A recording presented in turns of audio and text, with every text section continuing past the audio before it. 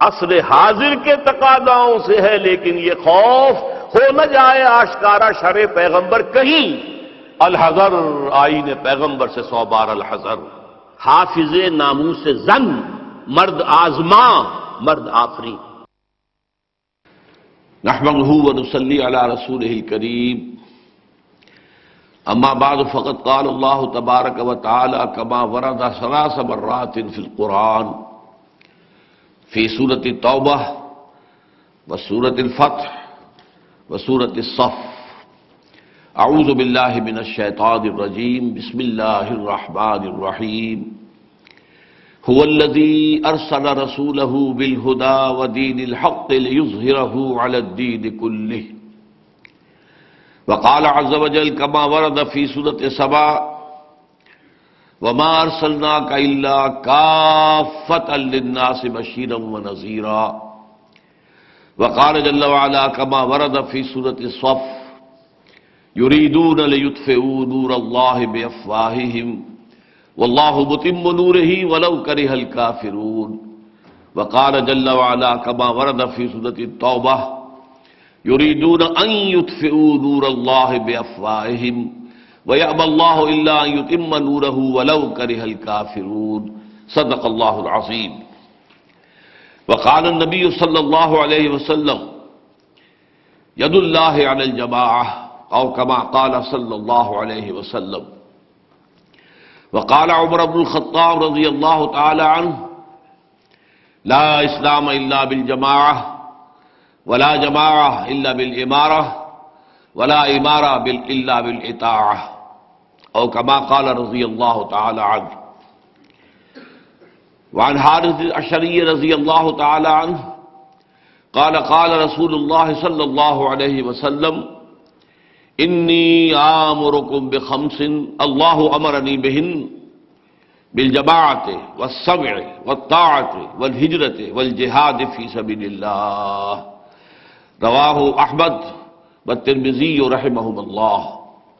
وعن عبد اللہ ابن عمر رضی اللہ تعالی عنہما قال قال رسول اللہ صلی اللہ علیہ وسلم من مات وليس في عنقه بیعة فقد مات میتۃ جاہلیہ۔ رواہ الامام مسلم رحمہ اللہ۔ رب اشرح لي صدری ويسر لي امری واحلل عقدۃ من لسانی یفقهوا قولی۔ اللهم ربنا الہمنا رشدنا واعذنا من شرور انفسنا، اللهم ارنا الحق حقا وارزقنا اتباعه وارنا الباطل باطلا وارزقنا اجتنابه، آمین یا رب العالمین۔ آپ حضرات کے علم میں ہوگا کہ میری آج کی گفتگو 9 نومبر کو جلسہ بیان اقبال میں جو میں نے خطاب کیا تھا مفصل، اسی کا ضمیمہ سمجھ لیجئے، تکملہ سمجھ لیجئے، تتمہ سمجھ لیجئے۔ لیکن اس سے پہلے کہ میں اس گفتگو کے ساتھ آج کی گفتگو کے ربط کو واضح کروں، پہلے ان آیات اور احادیث کے حوالے سے میں مختصر عرض کر دیتا ہوں۔ سب سے پہلے میں نے وہ الفاظ مبارکہ آپ کو سنائے ہیں جو قرآن مجید میں 3 مرتبہ آئے ہیں بغیر کسی شوشے کے فرق کے۔ اور نوٹ کرنے کے قابل بات یہ ہے کہ حضور کے سوا کسی اور اللہ کے رسول یا نبی کے لیے یہ الفاظ نہیں آئے۔ هو الذی ارسل رسولہ بالہدی ودین الحق لیظہرہ علی الدین کلہ، یہ الفاظ جوں کہ تو وہی ہے اللہ جس نے بھیجا ہے اپنے رسول کو صلی اللہ علیہ وسلم الہدی یعنی قرآن حکیم، اور دین حق یعنی اسلام کا نظام عدل اجتماعی دے کر تاکہ اسے غالب کریں، نافذ کریں، اس کو قائم کریں تمام کے تمام نظام پر۔ اچھا، اس کے بعد میں نے آپ کو آج سنائی ہے سورہ سبا کی آیت نمبر 28 ہے، وَمَا أَرْسَلْنَاكَ إِلَّا كَافَّةً لِلنَّاسِ بَشِيرًا وَنَذِيرًا، اور ہم نے نہیں بھیجا ہے آپ کو اے نبی صلی اللہ علیہ وسلم مگر تمام نوع انسانی کے لیے بشیر اور نذیر بنا کر۔ ان دونوں سے اگر آپ ملا کر نتیجہ اخذ کریں گے صغریٰ اور کبریٰ کے طور پر جوڑ کر، تو ایک نتیجہ لازماً نکلتا ہے کہ اللہ کے دیے ہوئے دین حق کا غلبہ پورے عالم انسانیت پر ہو کر رہے گا، اور محمد الرسول اللہ صلی اللہ علیہ وسلم اسی کے لیے بھیجے گئے۔ یہ بات ایسی تھی کہ جو ہمارے ہاں صدیوں سے ذہنوں سے پوشیدہ ہو گئی تھی۔ جب سے ہمارا زوال شروع ہوا، اور زوال کے بھی دو دور ہیں، میں نے کئی مرتبہ آپ کو بتایا ہے، نوٹ کر لیجئے۔ پہلا عروج اسلام کا اور امت مسلمہ کا، یہ ساتھ ساتھ ہوا۔ حضور کا دور خلافت راشدہ، خلافت راشدہ کے بعد سے اسلام کا زوال شروع ہو گیا، ہوتا گیا تاکہ اپنی انتہا کو پہنچا ہوا ہے آج۔ لیکن مسلمانوں کا عروج عربوں کی قیادت میں یہ جاری رہا تھا خلافت راشدہ کے بعد بھی۔ ظاہر بات ہے بنو امیہ کا دور حکومت، بنو عباس کا دور حکومت، پھر جو سلاطین آل عثمان سے مراد آٹومان امپائر جو ہے، یہ سارا کا سارا مسلمانوں کے عروج کا دور ہے۔ اگرچہ اس میں ایک زوال درمیان میں آ گیا تھا تاتاریوں کے ہاتھوں اور صلیبیوں کے ہاتھوں، لیکن پھر ترکوں کی قیادت میں دوبارہ عروج ہوا۔ یہ عروج بھی دوبارہ جب اپنے زوال کو پہنچا ہے تو پچھلی صدی میں 1924 میں اپنی انتہا کو پہنچ گیا۔ اس کے بعد سے اللہ کے فضل و کرم سے ایک اپورڈ موومنٹ کا آغاز ہو چکا ہے، جس کے بارے میں آج گفتگو ہوگی۔ لیکن یہ بات میں آپ سے عرض کر دوں کہ یہ چیز اتنی ذہنوں سے نکل گئی تھی لوگوں کے کہ 20ویں صدی عیسوی سے قبل اس کا تصور ہی پورے عالم اسلام میں کہیں نظر نہیں آتا کہ کبھی اسلام کو دوبارہ غلبہ بھی ہو سکتا ہے، کبھی اسلام کی نشرت ثانیہ ہو سکتی ہے۔ وہ تو جیسا کہ کہا تھا حالی نے کہ مانے نہ کبھی کہ مد ہے ہر جزر کے بعد، دریا کا ہمارے جو اترنا دیکھے، ہمارا دریا ہمارا سمندر تو اتر ہی رہا ہے، اس کے اندر جزر ہی جزر ہے، مد کا کوئی سوال ہی نہیں۔ معلوم ہوتا ہے کہ قاعدہ کلیہ ٹوٹ گیا ہے۔ قدرت کا قاعدہ تو یہ ہے کہ ہر مد کے بعد جزر اور ہر جزر کے بعد مد آتا ہے، لیکن ہمارے ہاں تو نہیں ہے۔ مانے نہ کبھی کہ مد ہے ہر جزر کے بعد، دریا کا ہمارے جو اترنا دیکھے۔ بہرحال 20ویں صدی عیسوی میں اس کا غلغلہ جو ہے علامہ اقبال کے ذریعے سے بر عظیم پاک و ہند کے اندر بلند ہوا، وہ میں ابھی تفصیل بعد میں عرض کروں گا۔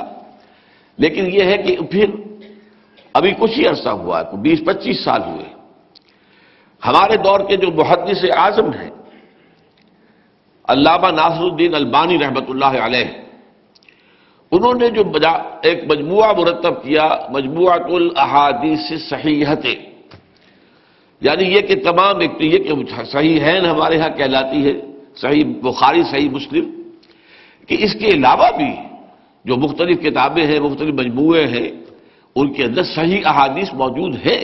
جو امام بخاری اور امام مسلم نے صحت حدیث کے لیے جو پیمانے مقرر کیے ان پر پوری اترتی ہیں، تو انہوں نے بقیہ تمام کتابوں سے بھی وہ سارا مجموعہ جو ہے، وہ بکھرے ہوئے پھول جو تھے ان کو جمع کر کے گلدستہ بنایا، مجموعۃ الاحادیث الصحیحہ، صحیح احادیث کا مجموعہ۔ اور اس میں پہلی مرتبہ دیکھ کر حیران ہوا کہ پہلا باب کیا تھا، ورنہ ایسے تمام کتابوں کا پہلا باب باب الایمان ہوتا ہے، نہیں، یہاں اور ہے المستقبل للاسلام، پہلا باب مستقبل اسلام کا ہے، مستقبل میں اسلام کا غلبہ ہو کر رہے گا اور عالمی غلبہ ہو کر رہے گا۔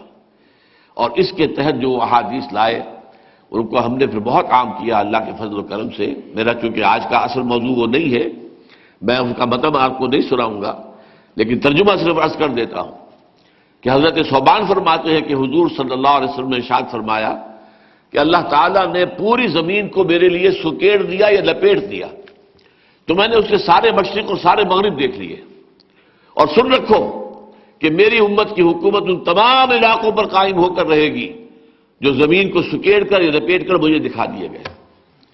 اور یہ روایت مسلم شریف کی ہے رحمہ اللہ۔ دوسری حدیث مقداد بن الاسود سے رضی اللہ تعالی عنہ، اور یہ مسند احمد بن حنبل کی ہے رحمہ اللہ۔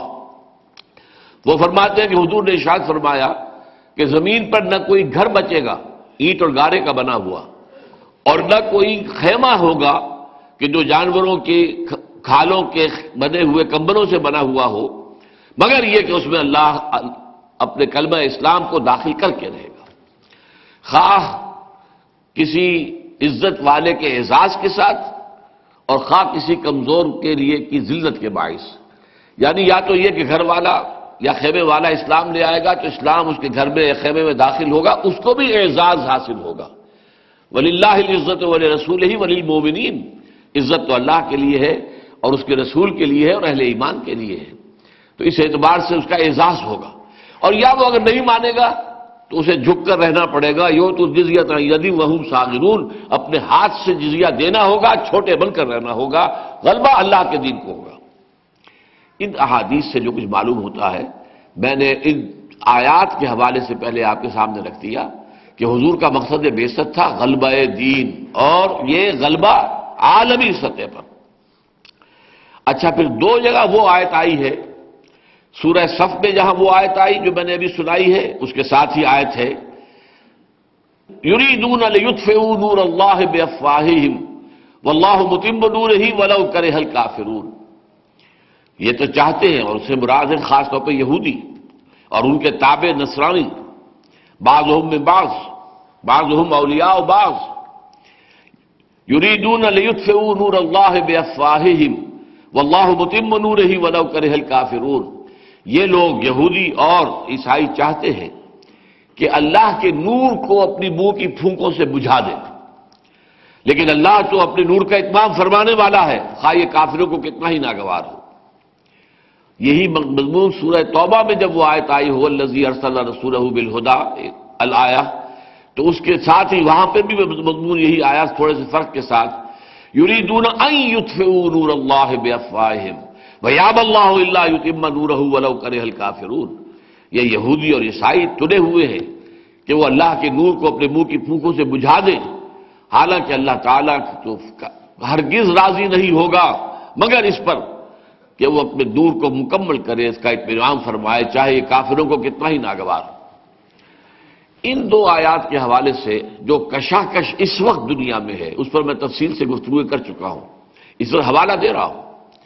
اس وقت جو بھی حق و باطل میں وہ جو ستیزہ کار رہا ہے ازل سے تا امروز، چراغ مصطفی سے شرار بولہبی، وہ جو اپنے خاص یوں سمجھیے کہ جس کو ڈراپ سین کہا جاتا ہے، ڈرامے کا آخری سین، وہ اب آنے والا ہے، بہت قریب ہے، جس کو کہا اقبال نے کہ دنیا کو ہے پھر مار کے روح و بدن پیش، تہذیب نے پھر اپنے درندوں کو ابھارا، اللہ کو پامر دیے مومن پہ بھروسہ، ابلیس کو یورپ کی مشینوں کا سہارا۔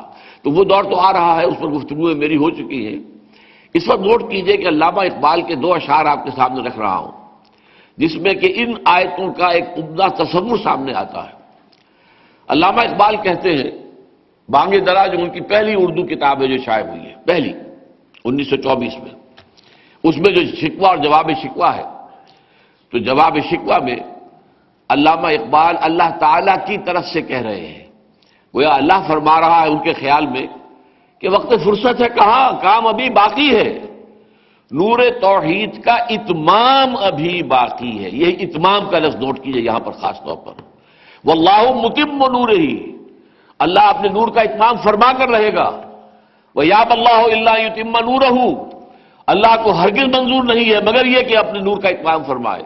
وہ لفظ ہے جو علامہ اقبال نے یہاں استعمال کیا کہ وقت فرصت ہے، کہاں، کام ابھی باقی ہے، نور توحید کا اتمام ابھی باقی ہے۔ یہاں مغالطہ نہ ہو جائے ذرا، سوال یہ کہ کیا حضور کی زندگی میں اتمام نہیں ہو گیا تھا؟ آج میں نے اس پر غور کیا ہے تو اتمام کے 3 مرحلے نوٹ کر لیجئے۔ ایک ہے اصلاً اصولاً، پوٹینشلی کہہ لیجئے، بالقوہ کہہ لیجئے اتمام، وہ تو قرآن مجید ہی کے ذریعے سے ہو گیا، قرآن مجید نے اس نور ہدایت کی تکمیل کر دی، اتمام کر دیا۔ نمبر 2، عملاً بھی حضور صلی اللہ علیہ وسلم اور آپ کے صحابہ کی انقلابی جد و جہد کے نتیجے میں جزیرہ نماء عرب میں اتمام نور حق ہو گیا، اللہ کا دین غالب ہو گیا، توحید کا پرچم بلند ہو گیا، ان الحکم الا للہ، یہ گویا کہ اس نظام کے اوپر چھاپ لگ گئی۔ ابھی تیسرا مرحلہ ہے جو باقی ہے، کیونکہ حضور صرف عرب کے لیے نہیں بھیجے گئے تھے، اگر صرف عرب کے لیے ہوتے تو بات مکمل ہو گئی تھی آپ کی زندگی میں۔ آپ بھیجے گئے، میں نے آپ کو آیت سنا دی، اور یہ مضمون قرآن مجید میں 5 جگہ آیا ہے، میں نے تو ایک ہی آیت سنائی ہے آپ کو، 5 جگہ آیا ہے۔ وما ارسلناک الا کافۃ للناس بشیرا ونذیرا، میں نے یہ آیت سنائی ہے کہ میں نے نہیں بھیجا ہے اے نبی آپ کو مگر تمام نوع انسانی کے لیے۔ تو اتمام آخری کب ہوگا؟ جبکہ پوری دنیا پر، پورے عالم اسلام، عالم انسانی پر اللہ کا دین غالب ہو جائے گا۔ تو اتمام بالقوہ قرآن کے ذریعے سے ہو گیا، نور توحید، اور اللہ نے اس کی حفاظت کا ذمہ لے لیا، وہ آج تک بھی موجود ہے۔ اتمام بالعمل، بالفعل، ایک نظام کے قیام کی شکل میں جزیرہ نما عرب کی حد تک حضور کے دست مبارک سے ہو گیا، اور اب ہونا ہے، آخری مرحلہ باقی ہے، وہ اتمام بالفعل پوری دنیا پر، گلوبل۔ اور آپ کو معلوم ہے تو آج تو دنیا میں دور ہی گلوبلائزیشن کا ہے، تو کہتے یہ ہیں کہ یہ دنیا جو ہے یہ ایک گلوبل ولیج بن کر رہ گئی ہے۔ تو اب تو ظاہر بات ہے جو نظام بھی آئے گا، خواہ تو وہ ویسٹ کا نظام جس کے لیے کہ بڑی بغلیں بجائی تھی فوکو یاما نے، اینڈ آف ہسٹری، معلوم ہوتا ہے تاریخ کا آخری سرا آ گیا ہے، اور معلوم ہو گیا اب کمیونزم کے انتقال کے بعد، اس کے مر جانے کے بعد ثابت ہو گیا کہ اب ہمارے نظام سے مراد کیا ہے؟ اور liberal secular democracy, our capitalistic system, our market economy based on interest and banking، اس کو کوئی چیلنج کرنے والی طاقت نہیں ہے۔ اگرچہ بعد میں ہنٹنگٹن نے اس کی تصحیح کی تھی کہ نہیں، غلط فہمی ہے تمہیں، ابھی مقابلہ ہوگا، کلیش آف سویلائزیشنز۔ بلکہ ہنٹنگٹن کے بعد ایک اور صاحب نے بات کہی ہے، ان کا میرے پاس حوالہ موجود نہیں ہے، لیکن وہ بات کہی ہے کہ ہنٹنگٹن کو بھی غلطی لگی ہے، یہ صرف کلیش آف سویلائزیشن نہیں ہوگا، کلیش آف سسٹمز ہوگا، نظاموں کا تصادم ہوگا، نظاموں کا جو ہے مقابلہ ہوگا ایک دوسرے کے مقابلے میں۔ بہرحال یہ ہے جو اقبال نے کہا تھا کہ وقت فرصت ہے کہاں کام ابھی باقی ہے، نور توحید کا اتمام ابھی باقی ہے۔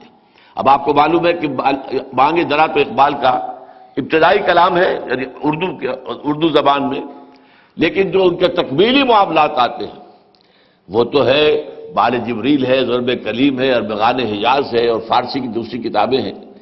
ان میں آپ کو یہ بات ملے گی، بال جبریل میں شب گریزاں ہوگی آخر جلوہ خورشید سے، یہ چمن معمور ہوگا نغمہ توحید سے۔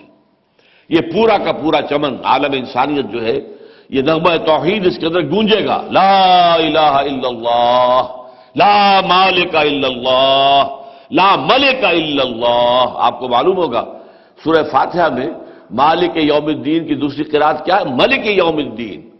اسی لیے لکھا جاتا ہے کیسے؟ میم لام کاف، الف نہیں ڈالتے بیچ میں، اس لیے کہ میم لام کاف میں میم پر کھڑا زبر ہوگا تو مالک بن جائے گا، اور بڑا زبر ہوگا تو ملک رہ جائے گا، ملک یوم الدین۔ اور مالک یوم الدین، جو مالک ہے وہی ملک ہے۔ تو پوری دنیا میں، کائنات کے اندر کوئی مالک نہیں سوائے اللہ کے، لا خالق الا اللہ، لا معبود الا اللہ، لا مقصود الا اللہ، لا محبوب الا اللہ۔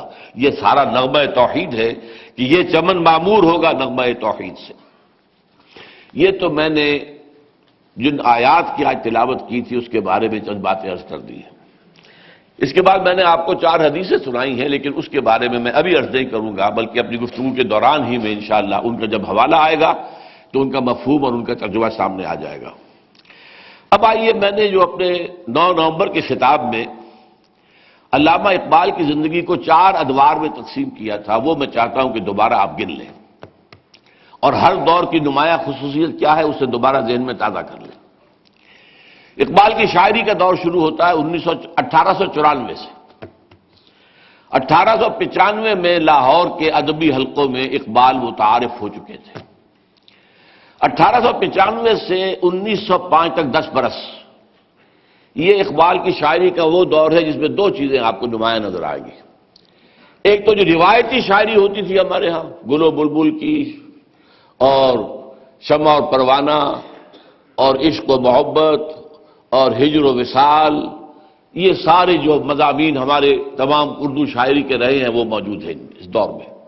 اور نمبر 2 وطن پرستی، میں یہ جان بوجھ کر لفظ بول رہا ہوں، وطن پرستی، اس لیے کہ جب انہوں نے براہمن کو خطاب کر کے کہا ہے کہ ایک نیا شوالہ اس دیر میں بسائیں، اسی میں یہ شعر بھی موجود ہے کہ پتھر کی مورتوں میں سمجھا ہے تو خدا ہے، خاک وطن کا مجھ کو ہر ذرہ دیوتا ہے، اس سے بڑی وطن پرستی اور کون سی ہوگی؟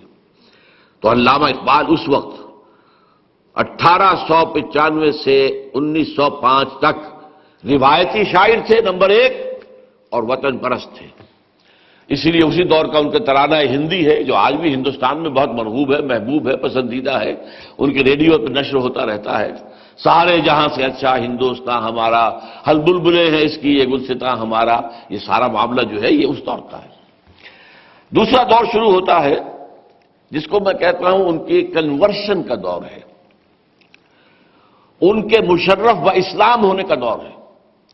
اس سے پہلے وہ اقبال ہندی تھے، اس کے بعد اقبال اسلام کے علمبردار، اسلام کی نشرت ثانیہ کے داعی، ملت اسلامیہ کے احیاء کے جو مبشر اور خبر دینے والے، یہ جو بنے ہیں، یہ کنورشن جو ہوا ہے یہ ان کا ہوا ہے انگلینڈ میں جا کر، انگلستان اور امریکہ میں 1905 سے 1908 تک 3 سال بہت پروڈکٹیو ایئرز ہیں ان کی زندگی کے، کہ جن میں اب وہ ایک عام شاعر نہیں رہے، اور یہ کہ وہ گل و بلبل کی داستانیں اب ختم ہوئیں. اب جو معاملہ آیا وہ ملت کے احیاء کا اور اسلام کی نشرت ثانیہ کا. یہ چیز ان کی پھر واپس آ کر 1908 سے لے کر 1938 تک 30 برس ان کی زندگی کے وہ ہے کہ جن کے دوران میں سب سے بڑا اسلام کے شاندار مستقبل کی نوید سنانے والا وہی ہے. نکل کے صحرا سے جس نے روما کی سلطنت کو الٹ دیا تھا، سنا ہے یہ قدسیوں سے میں نے، وہ شیر پھر ہوشیار ہوگا. اور کتاب ملت بیضا کی پھر شیرازہ بندی ہے، یہ شاخ ہاشمی کرنے کو ہے پھر برگوبر پیدا. اور نوا پیرا ہو ہے بلبل کے ہو تیرے ترنم سے، کبوتر کے تنے نازک میں شاہی کا جگر پیدا. یہ سارا کچھ جو ہو رہا ہے یہ نوید ہے، خوشخبری دی جا رہی ہے. پھر اس دور میں سب سے بڑا داعی قرآن اور شارح قرآن، میں پچھلی تقریر میں عرض کر چکا ہوں، رومی ثانی، وہ جو الفاظ جامی نے کہے تھے رحمہ اللہ مولانا روم کے لیے کہ مثنوی مولوی معنوی ہست قرآن در زبان پہلوی، یہی بات مولانا گرامی جالندری نے کہی تھی علامہ اقبال کے بارے میں کہ پیغمبری یہ کر تو پیغمبر نہ تواں گفت، کہ اگرچہ انہوں نے پیغمبری کی ہے لیکن ہم انہیں پیغمبر کہہ نہیں سکتے. بہرحال یہ جو 30 برس ہے ان کے، اسی میں پھر انہوں نے اسلام کے فلسفے کی بھی تکمیل کی ہے، تدوین کی ہے، تدوین نو کا یوں کہہ لیجئے، تکمیل نہیں آغاز کیا ہے، جس کو ہم کہیں گے جدید علم کلام کی بنیاد رکھی ہے. قرآن کے فلسفہ و حکمت کی تشریح کی ہے. یہ ہے 30 سال 1908 سے 1938 تک the most productive profound years of the life of Iqbal. اس کے ذریعے سے نتیجہ کیا نکلا یہ ذرا نوٹ کر لیجئے. اقبال ہی کے ایک شعر کے حوالے سے کہہ رہا ہوں کہ ایک ولولہ تازہ دیا میں نے دلوں کو، لاہور سے تا خاک بخارا و سمرقند.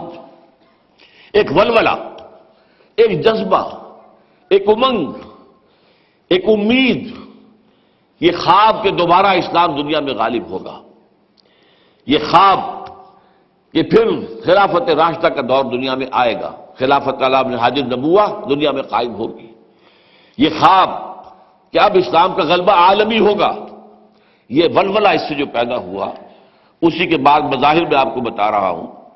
اسی کا ایک مظہر یہ ہوا کہ 1913 میں مولانا ابوالکلام آزاد نے جماعت قائم کی، حزب اللہ، نام نوٹ کیجئے، قرآنی اصطلاح خالص، حزب اللہ.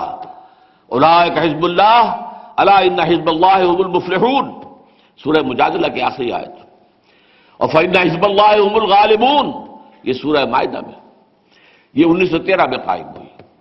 اگرچہ بس یہ کہ خوش درخشید ولے شعلہ مستعجل بود، وہ بڑی عمدگی کے ساتھ اٹھی تو تھی لیکن جلد ہی بیٹھ بھی گئی. اس کا اگر بعد میں موقع ہوا تو میں تذکرہ کروں گا.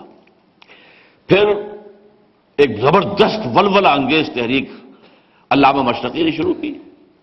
اس میں بھی غلبہ اسلام، اور غلبہ اسلام میں ملیٹنٹ وے میں، ان اے ملیٹنٹ وے. خاکسار تحریک اب بھی یقیناً میری عمر کے آس پاس کے لوگ موجود ہیں یہاں. ایک تو میرے کلاس فیلو ہی ہیں جو مجھے بیٹھے نظر آ رہے ہیں. انہوں نے وہ چپ راس چپ چپ راس چپ یہ جو ہے اپنے کانوں سے سنا تھا، اور دھرتی دہلتی تھی. خاکی وردی کے اندر ملبوس، بیلچے کندھوں پر لگائے ہوئے جیسے کہ رائفلز ہوں، اور یہ پورا ہندوستان جو ہے گونج اٹھا تھا۔ اور یہ بات نوٹ کر دیجئے، ایک باریک حقیقت بتا رہا ہوں آپ کو، ہندو چونک گیا، یہ کیا آ رہا ہے؟ لہذا اس کے رد عمل میں آر ایس ایس قائم ہوئی ہے۔ راشٹریہ سویم سیوک سنگھ جو ہے، آر ایس ایس ایس، اصل میں تو 3 ایس بنتے ہیں بعد میں، عام طور پر مخفف کر کے کہتے ہیں آر ایس ایس، یہ اس کے رد عمل میں قائم ہوئی۔ ہم نے اپنے بچپن میں دیکھے، ہندوؤں نے گلی گلی محلوں کے اندر اکھاڑے کھود لیے، ورزشیں کروا رہے ہیں، مقابلے کروا رہے ہیں، اور جو ان کے سیٹھ لوگ ہیں وہ نوجوانوں کو انعامات تقسیم کر رہے ہیں، اور وہ پریڈیں ہو رہی ہیں۔ یہ سارا کیا تھا؟ یہ رد عمل تھا خاکسار تحریک کا۔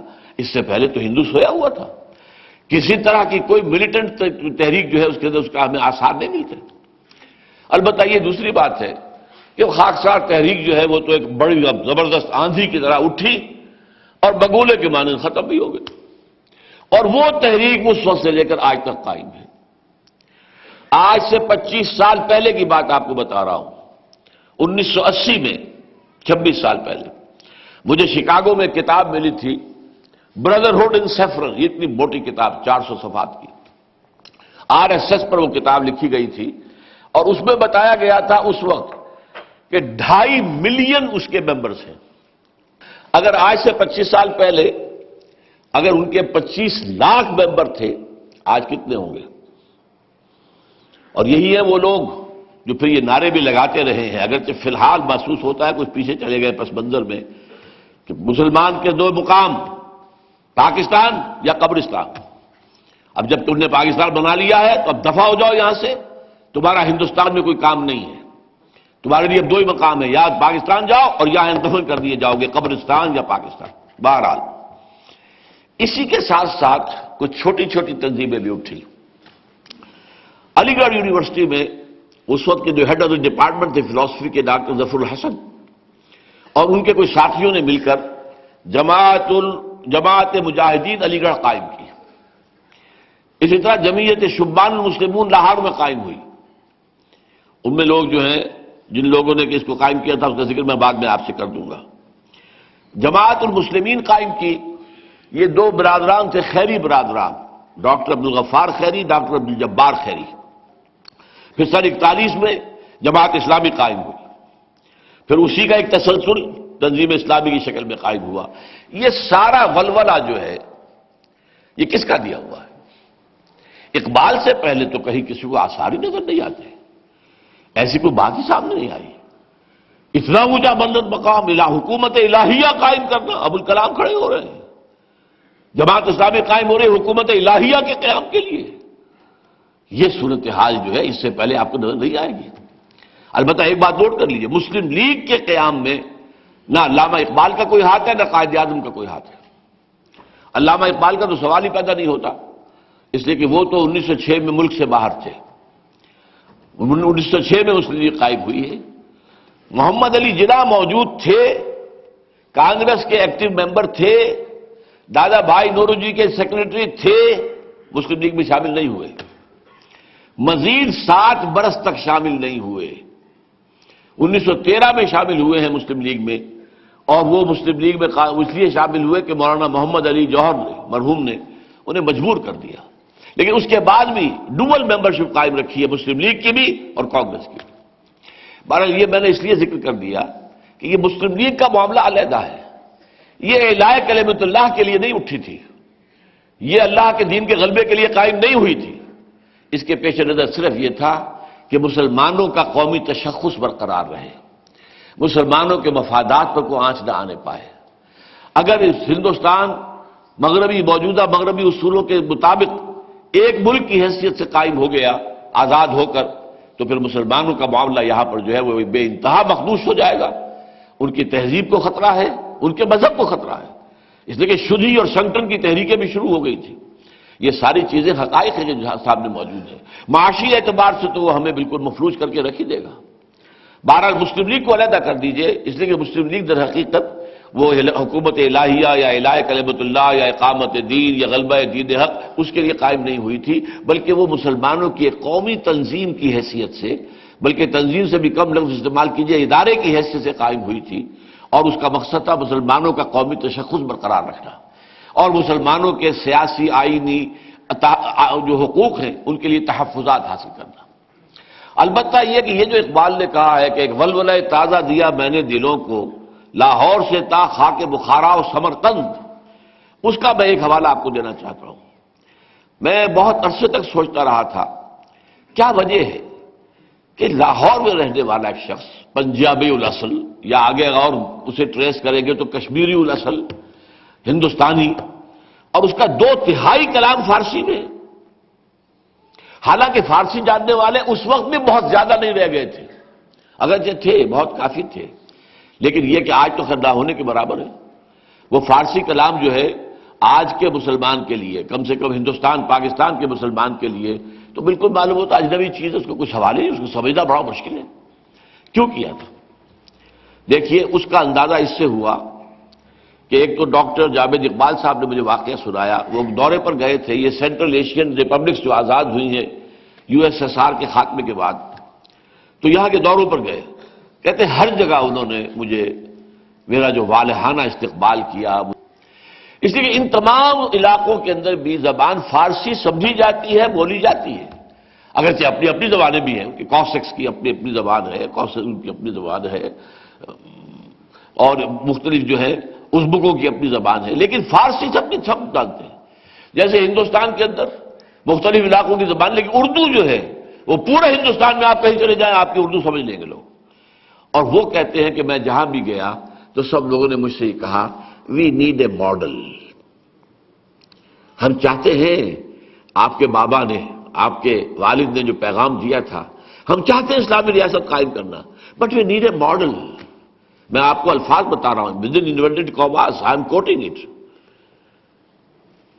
The Saudi model is not acceptable to us because it is based on monarchy. Iranian model is also not acceptable to us because it is based on theocracy. We need a real Islamic democratic order.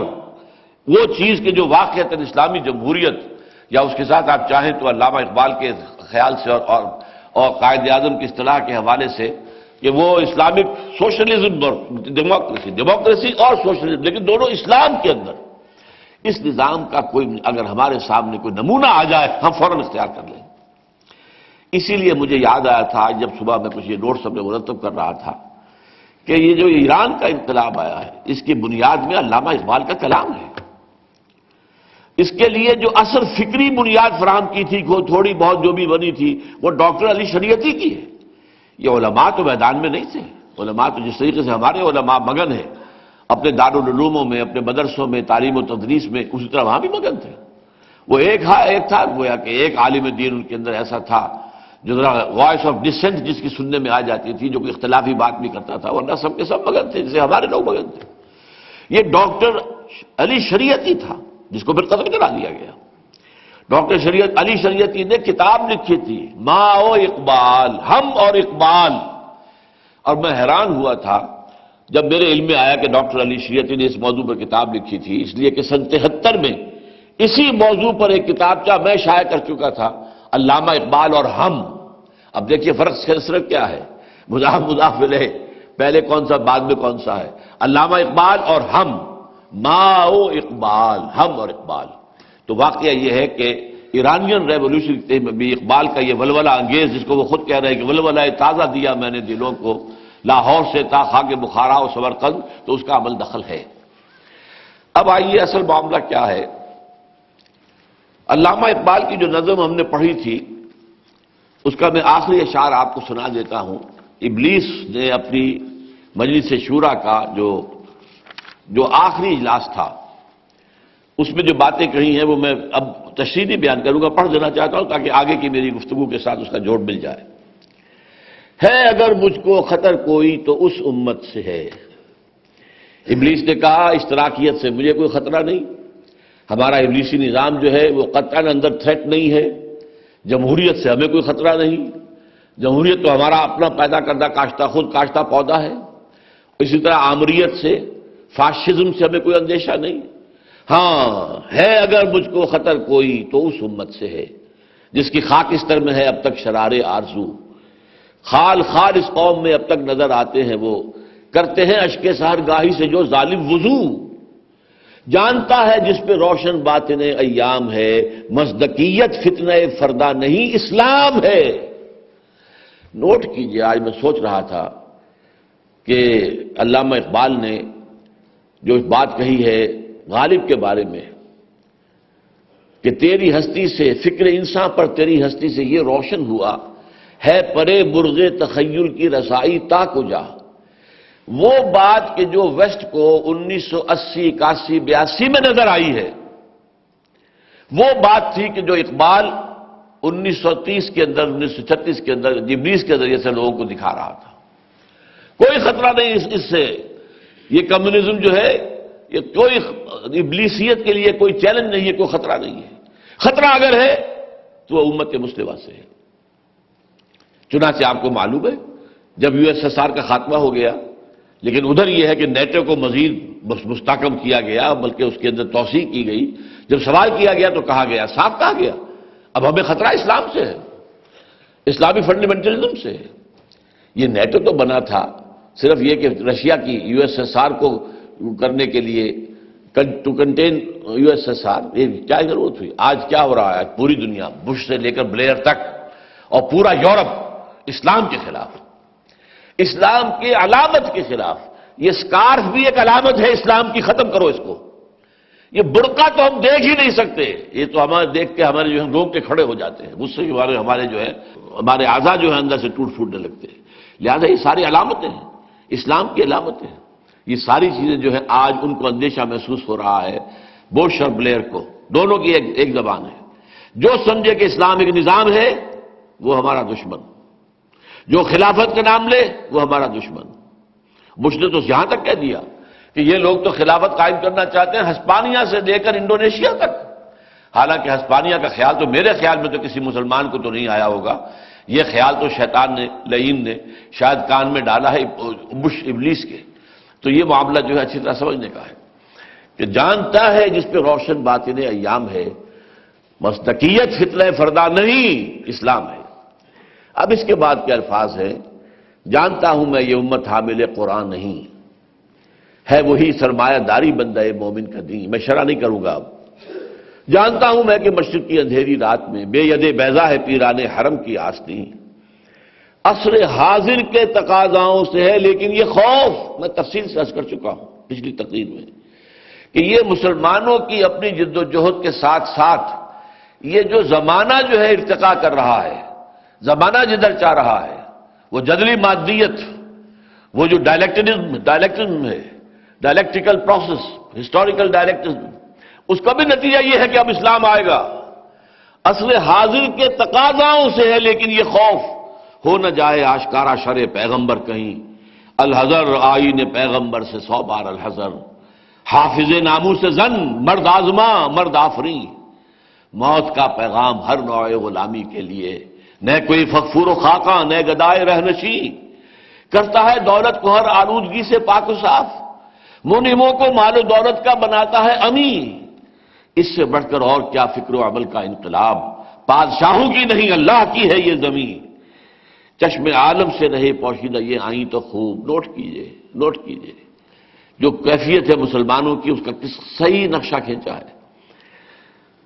چشم عالم سے رہے پوشیدہ یہ آئیں تو خوف، یہ غنیمت ہے کہ خود مومن ہے محروم یقین، ہے یہی بہتر الہیات میں الجھا رہے، یہ کتاب اللہ کی تعویلات میں الجھا رہے، توڑ ڈالے جس کی تکبیریں تنس میں شش جہاد، ہو نہ روشن اس خدا اندیش کی تاریک رات، اس مسلمان کی تاریک رات کہیں صبح کے اندر تبدیل نہ ہو جائے۔ ابن مریم مر گیا یا زندہ جاوید ہیں صفات ذات حق سے جدا یا عائد، ان مسائل میں الجھائے رکھو انہیں۔ آنے والے سے مسیح ناصری مقصود ہے یا مجدد جس میں ہو فرزند مریم کی صفات، ہے کلام اللہ کے الفاظ حادث یا قدیم، امت مرحوم کی ہے کس عقیدے میں نجات، یہ الہیات کے ترشے ہوئے لات و منات کیا مسلمان کے لیے کافی نہیں اس دور میں، یہ الہیات کے ترشے ہوئے لات و منات، تم اسے بیگانہ رکھو عالم کردار سے، تابسات زندگی میں اس کے سب مہرے ہمات، خیر اسی میں ہے قیامت تک رہے مومن غلام، چھوڑ کر اوروں کی خاطر یہ جہان بے ثبات، ہے وہی شعر و تصور اس کے حق میں خوب تر، جو چھپا دے اس کی آنکھوں سے تماشائے حیات، ہر نفس ڈرتا ہوں اس امت کی بیداری سے میں۔ یہ سویا ہوا شعر کہیں بیدار نہ ہو جائے۔ ہر نفس ڈرتا ہوں اس امت کی بیداری سے میں، ہے حقیقت جس کے دی کی احتساب کائنات، مست رکھو ذکر و فکر صبح گاہی میں اسے، پختہ تر کر دو مزاج خانقاہی میں اسے۔ اب آئیے جہاں پر کہ میری بات پچھلی مرتبہ ختم ہوئی تھی، یہ بات تو علامہ اقبال نے اپنے کارندوں سے کہی کہ یہ کرو۔ سوال یہ کہ علامہ نے مسلمانوں کو کیا پیغام دیا؟ یہ بات جو ہے ذرا اچھی طرح یاد کرنے کی ہے، سمجھنے کی ہے، سوچنے کی ہے۔ لیکن اس کے ضمن میں پہلی بات یہ جان لیجئے کہ حضرت علامہ کی شخصیت کا ایک اہم اور بڑا امتیازی وصف یہ ہے کہ ان میں دو چیزیں بیک وقت جمع ہیں جو آپس میں متضاد ہیں۔ دیکھیے، ایک ہوتا ہے آئیڈیلزم، تصورات۔ کچھ آئیڈیلسٹ ہوتے ہیں، وہ اپنے تصورات کی ہواؤں میں اور ان کے بادلوں کے اوپر سیر کرتے رہتے ہیں، زمین پر قدم نہیں ہوتا۔ They ignore the facts on the grounds, وہ آئیڈیلسٹ کہلاتے ہیں۔ اس کے برعکس ہے ریئلسٹ، پریگمیٹسٹ، جو حقائق کو نظر میں رکھتے ہیں، زمین پر دیکھ دیکھ کر چل رہے ہیں، قدم قدم اٹھا رہے ہیں، وہ اونچی نگاہ نہیں کرتے، وہ نیچے ہی زمین ہی کے ساتھ ہی وابستہ ہے۔ تو اقبال کے اندر یہ دونوں چیزیں ہیں، ہائیسٹ لیول آف آئیڈیلزم، اور نمبر دوسرے down to the ground realism and pragmatism جو ہے، یہ بھی اقبال کے یہاں موجود ہے۔ چنانچہ اس کی ایک مثال میں دے رہا ہوں، اپنی شاعری میں ملت اسلامی، وحدت امت، وحدت ملی، ایک ہو مسلم حرم کی پاسبانی کے لیے، نیل کے ساحل سے لے کر تا بخا کے کاشغر، قافلہ ملی کا سب سے بڑا ہودی خان۔ لیکن دوسری طرف بالفعل دیکھ رہے ہیں اور لیکچرز میں کہتے ہیں at present there is no one Muslim امہ in existence, instead we have a number of Muslim nations. یہ 1936 کی بات ہے، آج جو ہے ہم 2006 میں بیٹھے ہیں، 7واں آنے والا ہے۔ Instead we have a number of Muslim states, that's all. امہ کہاں ہے؟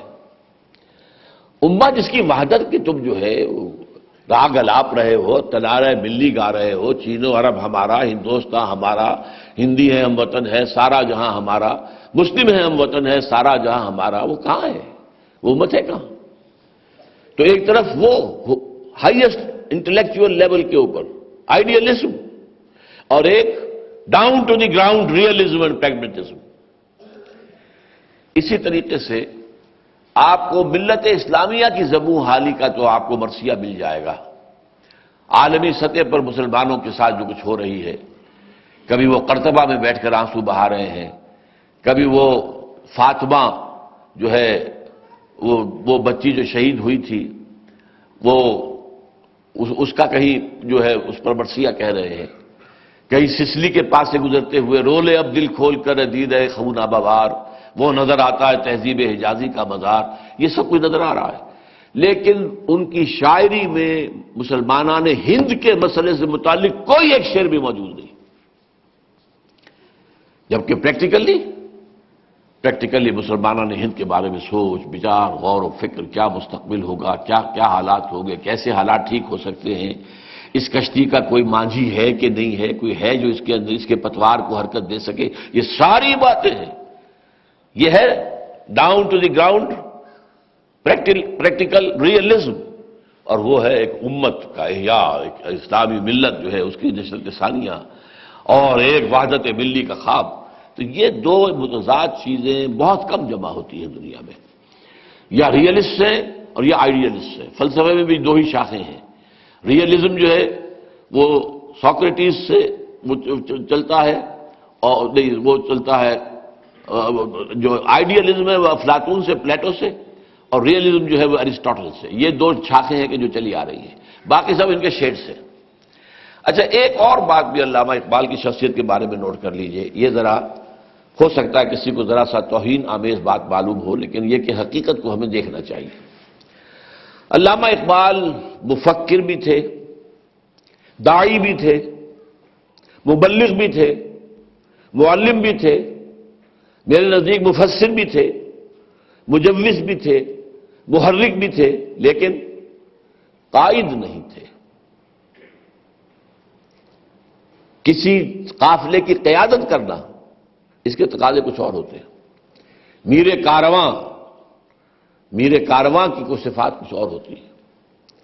مرد میدان ہونے کے لیے کچھ اور چیزوں کا تقاضا، یہ علامہ کے اندر یہ بات موجود نہیں تھی، اور اس کا اعتراف جس طرح سے کیا ہے علامہ اقبال نے، وہ میرے آج کی گفتگو کی اختتام پر آپ کے سامنے آ جائے گا۔ اب آئیے ان کی جو عملی زندگی میں، عمل سے مراد یہ نہیں کہ خود انہوں نے کوئی قدم اٹھایا ہو اور کوئی جماعت بنائی ہو، کوئی تحریک اٹھائی ہو، نہیں، لیکن یہ کہ کچھ راستے دکھا کر اور کچھ لوگوں کو نامزد کر کے تم یہ سنبھالو، تم یہ سنبھالو، تم یہ سنبھالو، اس کا جائزہ آپ کے سامنے رکھ رہا ہوں۔ سب سے پہلے 1930 کے اپنے خطبہ الہ آباد میں انہوں نے پیشین گوئی دے دی کہ ہندوستان کے شمال مغرب میں ایک آزاد مسلم سٹیٹ قائم ہو کر رہے گی۔ یہ گویا کہ اس میں ایک مثبت انجیکشن تحریک مسلم لیگ میں لگا دیا گیا۔ اس سے پہلے مسلم لیگ نہ عوامی جماعت تھی، نہ اس میں احیاء اسلام کا کوئی سوال تھا، لیکن یہاں پر یہ سوال پیدا ہو گیا۔ علامہ اقبال نے کہا اگر ایسا ہو گیا تو ہمیں موقع مل جائے گا کہ اسلام کے چہرے پر جو بدنما داغ اور دھبے دور ملوکیت میں لگ گئے تھے، یہ دور بنو امیہ اور یہ دور بنو عباس اور یہ دور آل سلطان، آل عثمان، اس کے دور میں جو کردار مسلمانوں کا سامنے آیا ہے بادشاہوں کا، اس کی وجہ سے اسلام کا چہرہ داغدار ہو گیا ہے۔ ہم ان داغوں کو ہٹا کر، دھو کر، اور اصل دھبے ہٹا کر اصل چہرہ جو ہے اسلام کا، یعنی خلافت راشدہ والا، اس کو دنیا میں دوبارہ پیش کر سکیں گے۔ اس لیے کہتے ہیں تا خلافت کی بنا دنیا میں ہو پھر استوار، لا کہیں سے ڈھونڈ کر اسلاف کا سوزے درو۔ اس کے لیے انہوں نے دوسرا کام کیا کیا؟ دیکھیے میں نے کہا تھا کہ آئیڈینٹیفائی کرنا کون آدمی اس معاملے میں ہے جو کچھ کر سکے۔ ان کے نگاہ جمی کے ایک ہی شخص ہے اور وہ ہے محمد علی جناح۔ لیکن وہ محمد علی جناح کافی طویل عرصے تک بھرپور سیاسی زندگی گزارنے کے بعد ہندوستان کے حالات سے مایوس ہو کر جا کر انگلستان میں بیٹھ چکا تھا۔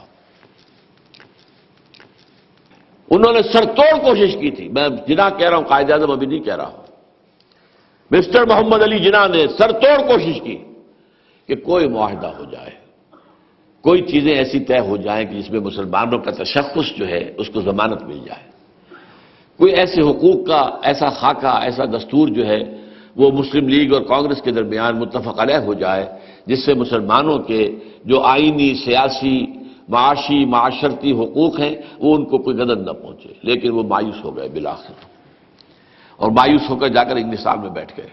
میں نے پہلے بھی یہ جملہ سنایا ہے ان کا کہ اس زمانے میں جبکہ وہاں جا کر انہوں نے لندن میں پریکٹس شروع کر دی تھی،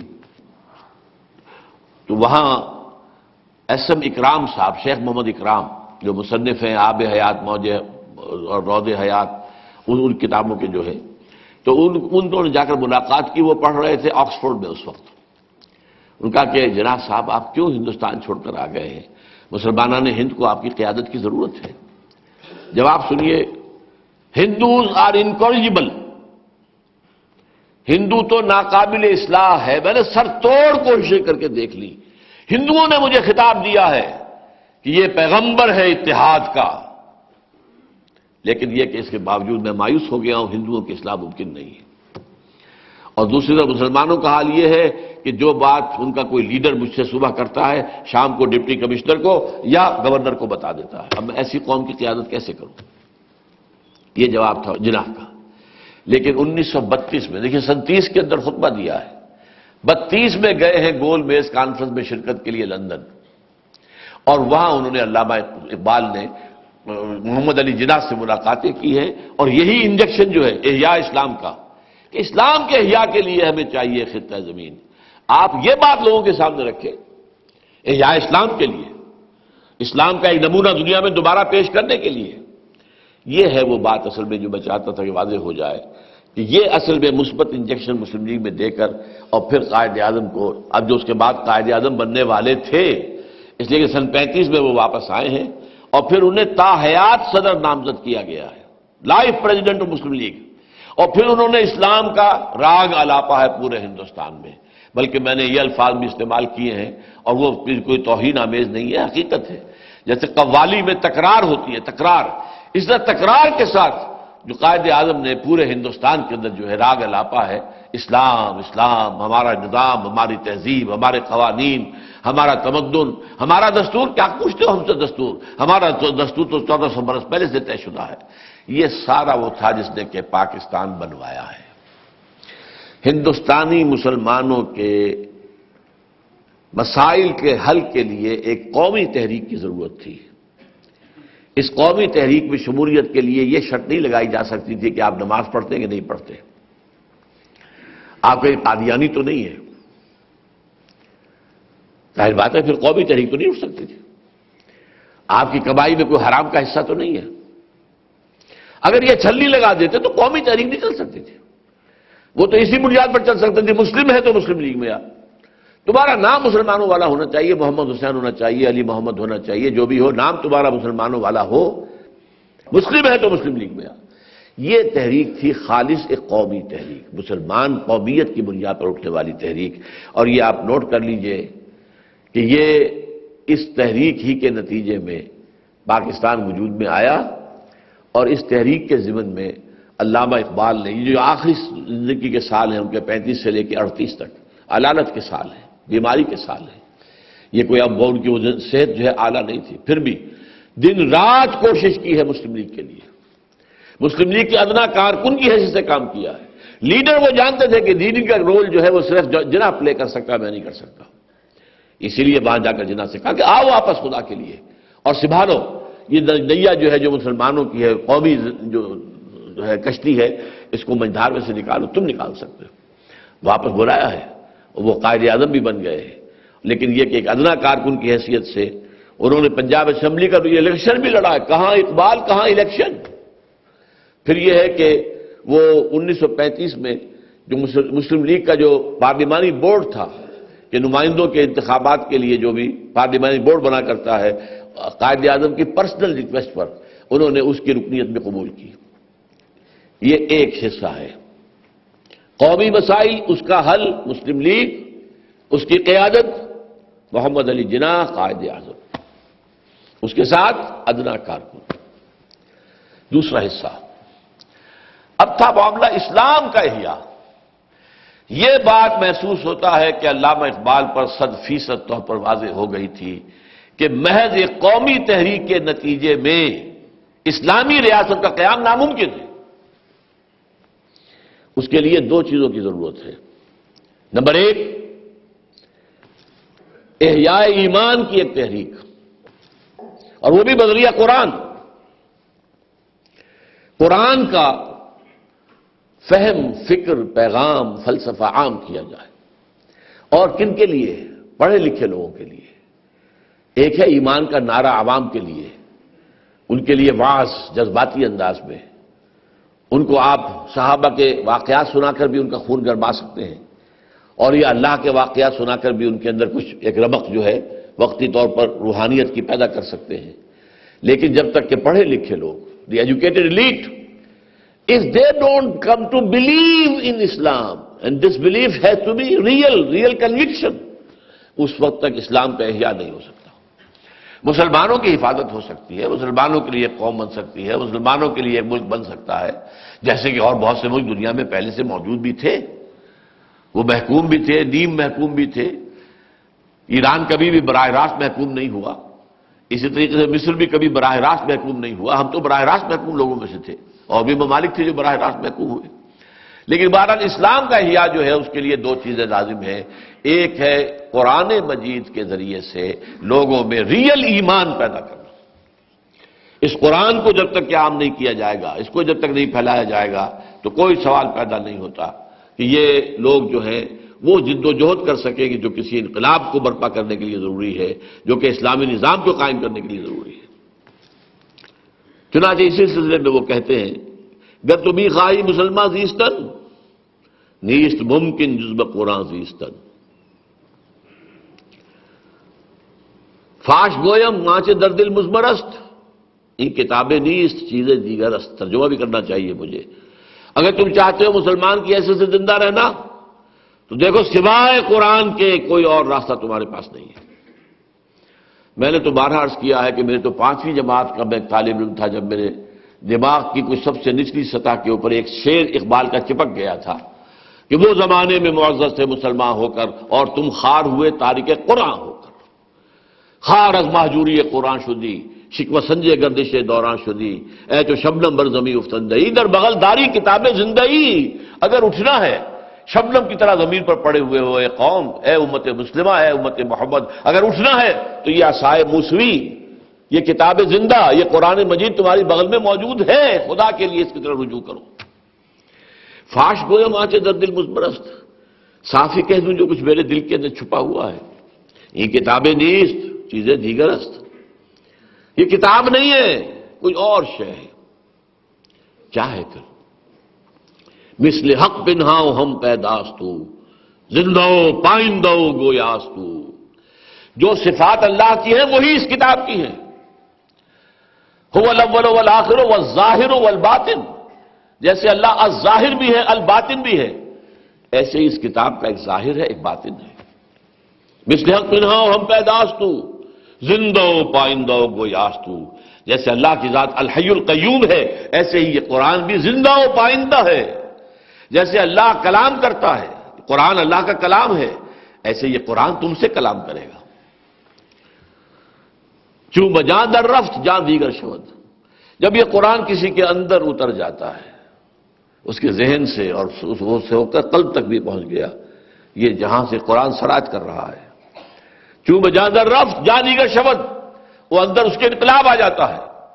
ہی is a change person all together from within, یہ چینج باہر سے نہیں آئی ہے، زبردستی تھوپی نہیں گئی ہے، it has come from with in. چوں بجاں در رفت جہاں دیگر شود، جہاں چوں دیگر شد جہاں دیگر شود۔ یہ غلغلہ اور یہ غلغلہ اور اس کی آواز تو جس شد و بد کے ساتھ، اس کے لیے تو میری کتاب کا آپ مطالعہ کریں، علامہ اقبال اور ہم، وہ جس کا میں نے ذکر کیا، ماء و اقبال ڈاکٹر علی شریعتی کی، اور علامہ اقبال اور ہم، یہ میری کتاب، اس کا مطالعہ کریں تو بات واضح ہو جائے گی۔ اب وقت کم ہے، لیکن اس کے ساتھ ایک خاص بات کا ذکر نہ کروں تو بات جو ہے وہ ادھوری رہ جائے گی۔ اس قرآن کی تعلیم کے لیے خاص طور پر ان کے ذہن میں یہ تھا کہ جدید تعلیم یافتہ نوجوانوں کو قرآن پڑھایا جائے۔ چنانچہ جب چودھری نیاز علی خان صاحب مشرقی پنجاب کے ضلع گرداسپور کے ایک بڑے زمیندار تھے، راجپوت، اور سرکاری ملازم بھی تھے، ایس ڈی او تھے نہر میں، وہ جب ریٹائرمنٹ کے بعد آئے اور علامہ سے ملے، خدمت میں حاضر ہوئے کہ میں اب فارغ بھی ہوں، میرے پاس زمین بھی کافی ہے، پیسہ بھی اللہ نے دیا ہے، میں کوئی دین کی خدمت کے لیے کام کرنا چاہتا ہوں، بتائیے کیا کروں؟ فرمایا اچھا ایسے کرو کہ یہ شہری زندگی سے دور، شہری علائشوں سے پاک، دیہاتی ماحول میں، خوشگوار ماحول میں، فطرت سے قریب تر ماحول میں ایک ادارہ قائم کرو جہاں پر ایسے نوجوانوں کو لا کے رکھا جائے، گریجویٹس کو جو بی اے کر چکے ہیں، اور بی اے یاد کیجئے 1937-38 کا بی اے جو ہے وہ آج کا بی اے پر قیاس تک کیجئے گا، وہ بی اے جو ہے وہ کس سطح کا ہوتا تھا، آج اس وقت کا میٹرک جو ہے آج کے ایم اے سے بڑھ کر زیادہ جو ہے واقف ہوتا تھا، انگریزی زبان سے بھی آج کے ایم اے سے زیادہ بڑھ کر واقف ہوتا تھا اس زمانے کا میٹرک۔ بہرحال گریجویٹس کو وہاں رکھا جائے، انہیں قرآن پڑھایا جائے۔ ان کا ٹھیک ہے، چنانچہ پٹھان کوٹ ریلوے اسٹیشن سے پہلا اسٹیشن ہے سرنا، اور سرنا کے قریب ان کی زمین تھی، وہاں انہوں نے زمین ایک وقف کی، کافی بڑا رقبہ، ایک ادارہ بنایا جس کا نام رکھا گیا ادارہ دارالاسلام۔ اب اس کے بعد کہا فرمائیے اب کیا کریں؟ کہنے لگے اچھا اب یہاں پہ ہمیں ایک ایسا آدمی چاہیے جو جدید تعلیم یافتہ، جو گریجویٹس کو قرآن پڑھا سکے۔ ہمیں تو گویا کہ ہندوستان میں تو علامہ کو اس وقت کوئی نظر نہیں آیا جو انگریزی پر بھی اتنی دسترس رکھتا ہو کہ گریجویٹس کو مطمئن کر سکے اور انگریزی میں پڑھائے۔ اس لیے کہ اس وقت کی ایک ذہنیت بھی خاص تھی، وہ جس کو اکبر الہآبادی نے کہا ہے کہ چیز وہ ہے بنے جو یورپ میں، اور بات وہ ہے جو پانیئر میں چھپے۔ جب تک انگریزی میں آپ یہ بات نہیں کریں گے اس وقت تک یہ بات مؤثر نہیں ہوگی۔ لہذا انہوں نے خط لکھوایا کہ اچھا مصطفیٰ البراغی اس وقت ہوتے تھے ریکٹر یہ جامعہ الازہر کے، انہیں خط لکھوایا، اس کا میں آپ کو کوٹیشن سنا رہا ہوں۔ ہم نے ارادہ کیا ہے کہ علوم جدیدہ کے چند فارغ التحصیل حضرات اور علوم دینیا کے چند ماہرین کو یہاں جمع کریں، یہ ایسے حضرات ہوں جن میں اعلیٰ درجے کی ذہنی صلاحیتیں ہوں، اور ان کی رہنمائی کے لیے ہم ایک ایسا معلم جو کامل اور صالح ہو اور قرآن حکیم میں مہارت تامہ رکھتا ہو، نیز انقلابات حاضرہ سے بھی واقف ہو، مقرر کرنا چاہتے ہیں تاکہ وہ ان کو کتاب اللہ اور سنت رسول اللہ کی روح سے واقف کرے اور تفکر اسلامی کی تجدید یعنی فلسفہ، حکمت، اخلاق، سیاسیات اور اقتصادیات کے علوم میں ان کی مدد کرے تاکہ وہ اپنے علم اور تحریروں کے ذریعے سے تمدن اسلامی کے دوبارہ زندہ کرنے کے لیے جہاد کر سکیں۔ یہ خط لکھا برامی صاحب کو کہ آپ اپنے ہاں سے کوئی عالم ایسا ہمیں دے دیجئے، ان کا جواب آ گیا ہمارے پاس ایسا کوئی عالم موجود نہیں، لہذا اسکیم وہیں کی وہیں رہ گئی، لیکن ذہن سوچ جو تھی علامہ کی وہ میں نے چاہا کہ آپ پر واضح ہو جائے۔ اگرچہ یہ کہ وہ عمارات جو بن گئی تھی بعد میں کام آ گئیں، وہ تیسرے سلسلے کی بات ہوگی جو میں بیان کروں گا کہ اس میں جب جماعت اسلامی قائم ہوئی 1941 میں تو اس کا پھر مرکز قائم رہا اسی علاقے میں، اسی جگہ پر، اور وہ عمارات اس کے کام آئی ہیں تقسیم ہند تک، وہیں پر جماعت اسلامی کا مرکز قائم رہا ہے۔ اب آئیے تیسری بات، یعنی اس اعتبار سے دوسری بات کہ پہلی بات تھی قومی مسلمانوں کا تحفظ، مسلمانوں کے حقوق، ایک ایسا ملک جو وہ اکثریت سے میں ہوں اور جہاں پر کوئی غیر مسلم اکثریت جو ہے ان کو دبا نہ سکے، اس کے لیے تو مسلم لیگ قائد اعظم اور اس کے ساتھ اپنا بھی جو بھی محنت کر سکتے تھے اس کو بڑھاپے کو کی ہے، اور جدید تعلیم یافتہ لوگوں کو قرآن پڑھانے کے لیے ایک اسکیم جس کا نقشہ ذہن میں آیا، لیکن افسوس کہ اس پر عمل درآمد شروع نہ ہو سکا۔ تیسرے درجے میں ایک ایسی انقلابی جماعت جو احیاء اسلام کا فریضہ اسی طور سے سر انجام دے سکے جس طور سے کہ محمد الرسول اللہ والذین معہ نے کیا تھا، وہ احیاء اسلام کے لیے جماعت قائم کرنا جو ہے اس کے لیے ظاہر بات ہے کہ جماعت کے بغیر ناممکن ہے کہ یہ کام ہو سکے۔ اس کے لیے اب میں آپ کو وہ احادیث سنا دینا چاہتا ہوں۔ ایک حدیث میں نے آپ کو سنا، ید اللہ علی الجماعہ، حضور نے فرمایا کہ اللہ کی تائید جماعت کے ساتھ ہوتی ہے۔ نمبر 2 حضرت عمر رضی اللہ تعالیٰ عنہ کا قول ہے، اور اس کو بھی حدیث کہتے ہیں، یہ اثر کہلاتا ہے۔ جو حضور کا قول اور فعل اور تقریر ہو وہ خبر ہے، جو صحابہ میں سے کسی کا قول یا فعل یا تقریر ہے وہ اثر ہے۔ لا اسلام الا بالجماعہ ولا جماعہ الا بالامارہ ولا امارہ الا بالاطاعہ، حضرت عمر رضی اللہ تعالیٰ عنہ۔ بغیر جماعت کے کوئی اسلام نہیں، بغیر عمارت کے کوئی جماعت نہیں۔ اور یہ لوگ کہہ دیتے جی مسلم امت تو ہے، تم کس چکر میں ہوئی، ساری امت جو ہے 1.5 کروڑ 1.5 ارب دنیا میں مسلمان ہیں، مسلم امہ ہے۔ میں ان سے کہا کرتا ہوں مسلم امہ ہے تو ان کا امام کون ہے یہ بتاؤ؟ امہ امام کے بغیر نہیں ہوتی، جماعت امیر کے بغیر نہیں ہوتی۔ بتائیے امیر کون ہے؟ کوئی نہیں۔ تو وہی بات جو اقبال نے کہی تھی کہ there is no one Muslim ummah present at this time. Instead we have a number of Muslim nations. آج بھی یہی ہے، no one Muslim ummah is present. Instead we have a number of Muslim states. تیسری حدیث بہت اہم ہے، یہ امام احمد بن حنبل رحمہ اللہ نے اور امام ترمذی نے نقل کی ہے، اور یہ جو یوں سمجھیے کہ علم حدیث کا جو پرائمر ہے مشکات شریف اس میں موجود ہے۔ یہ حارث عشری فرماتے ہیں رضی اللہ تعالیٰ عنہ کہ حضور نے ارشاد فرمایا، انی آمرکم بخمس اللہ امرنی بہن، دیکھو مسلمانوں میں تمہیں 5 باتوں کا حکم دے کر جا رہا ہوں، اللہ نے مجھے ان کا حکم دیا ہے۔ اب ذرا نوٹ کیجئے، حالانکہ حضور کا فرما دینا خود اپنی جگہ پر ایک پوری اہمیت رکھتا ہے، مستند ہے ان کا فرمایا ہوا، لیکن جہاں تاکید کرنی تھی اس لیے فرمایا اللہ نے حکم دیا ہے، یہ نہ سمجھنا میں اپنی طرف سے دے رہا ہوں۔ انی آمرکم بخمس اللہ امرنی بہن بالجماعت والسمع والطاعت والہجرت والجہاد فی سبیل اللہ، 5 چیزیں۔ اسلام کے دور زوال کے ساتھ یہ 5 چیزیں رفتہ رفتہ رفتہ رفتہ ذہن سے اوجھل، آنکھ اوجھل، پہاڑ اوجھل، نہ وہ سامنے رہی نہ ذہن میں رہی، یہاں تک کہ یہ حدیث 1912 میں پہلی مرتبہ چونکایا اس حدیث کو کوٹ کر کے مولانا ابوالکلام آزاد نے الہلال کے شمارے میں، انی آمرکم بخمس بالجماعت والسمع والطاعت والہجرت والجہاد فی سبیل اللہ، 5 باتوں کا حکم، جماعت کی شکل میں رہو، امیر کا حکم سنو، اطاعت کرو، جہاد کرو اور ہجرت کرو، یہ 5 چیزیں۔ میں تقابل کے لیے صرف عرض کر رہا ہوں کہ 5 ہی چیزیں اور بھی ہیں جو حضور نے فرمائی، وہ ہے اسلام کی بنیادیں. بنی الاسلام علی خمس شہادت اللہ الہ الا اللہ وان محمد رسول اللہ واقام الصلاۃ وایتاء الزکوٰۃ وصوم رمضان وحج البیت من استطاع الیہ سبیلا. یہ باتیں سب کو یاد ہے. حدیث کا متن یاد ہو نہ ہو، مفہوم یاد ہے، مستحضر ہے. اکثر مساجد کے اندر تو لکھی ہوئی ہوتی ہے، یا بڑا سا جو اوقات نماز کا جو ہے وہ چارٹ لگا ہوتا ہے، اس میں یہ حدیث موجود ہوتی ہے.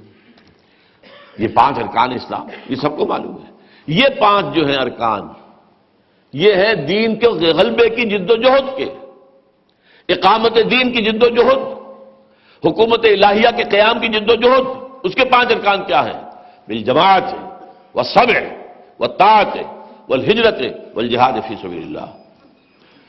اور سم و طاعت کا طریقہ یہ بھی ہو سکتا ہے کہ ایک ریٹن کانسٹیٹیوشن ہو اور اس کے اوپر سب دستخط کر دیں، اور پھر وہ اپنے میں سے امیر چنیں 2 سال 4 سال 6 سال 8 سال کے لیے، پھر ری الیکشن ہو. پھر یہ کہ کوئی مینیجنگ کمیٹی ہو، کوئی شورا ہو، کوئی ورکنگ کمیٹی ہو، وہ اس کے لیے اس کی اکثریت جو ہے وہ صدر کے رائے پر غالب رہے گی یا صدر کی رائے اکثریت پر غالب، یہ طے کیا جائے. یہ بھی مباح ہے، نظام یہ حرام نہیں ہے. لیکن جو معصور منصوص اور مسنون نظام ہے وہ نظام بیعت ہے. اس پر میں تفصیل سے کچھ بات عرض کروں گا. لیکن یہ بیعت جو ہے، اس کے بارے میں ایک حدیث ابھی آپ سن لیجئے. یہ عبداللہ ابن عمر رضی اللہ تعالی عنہما سے مروی ہے اور مشکات شریف میں موجود ہے، مسلم شریف کی روایت کے حوالے سے.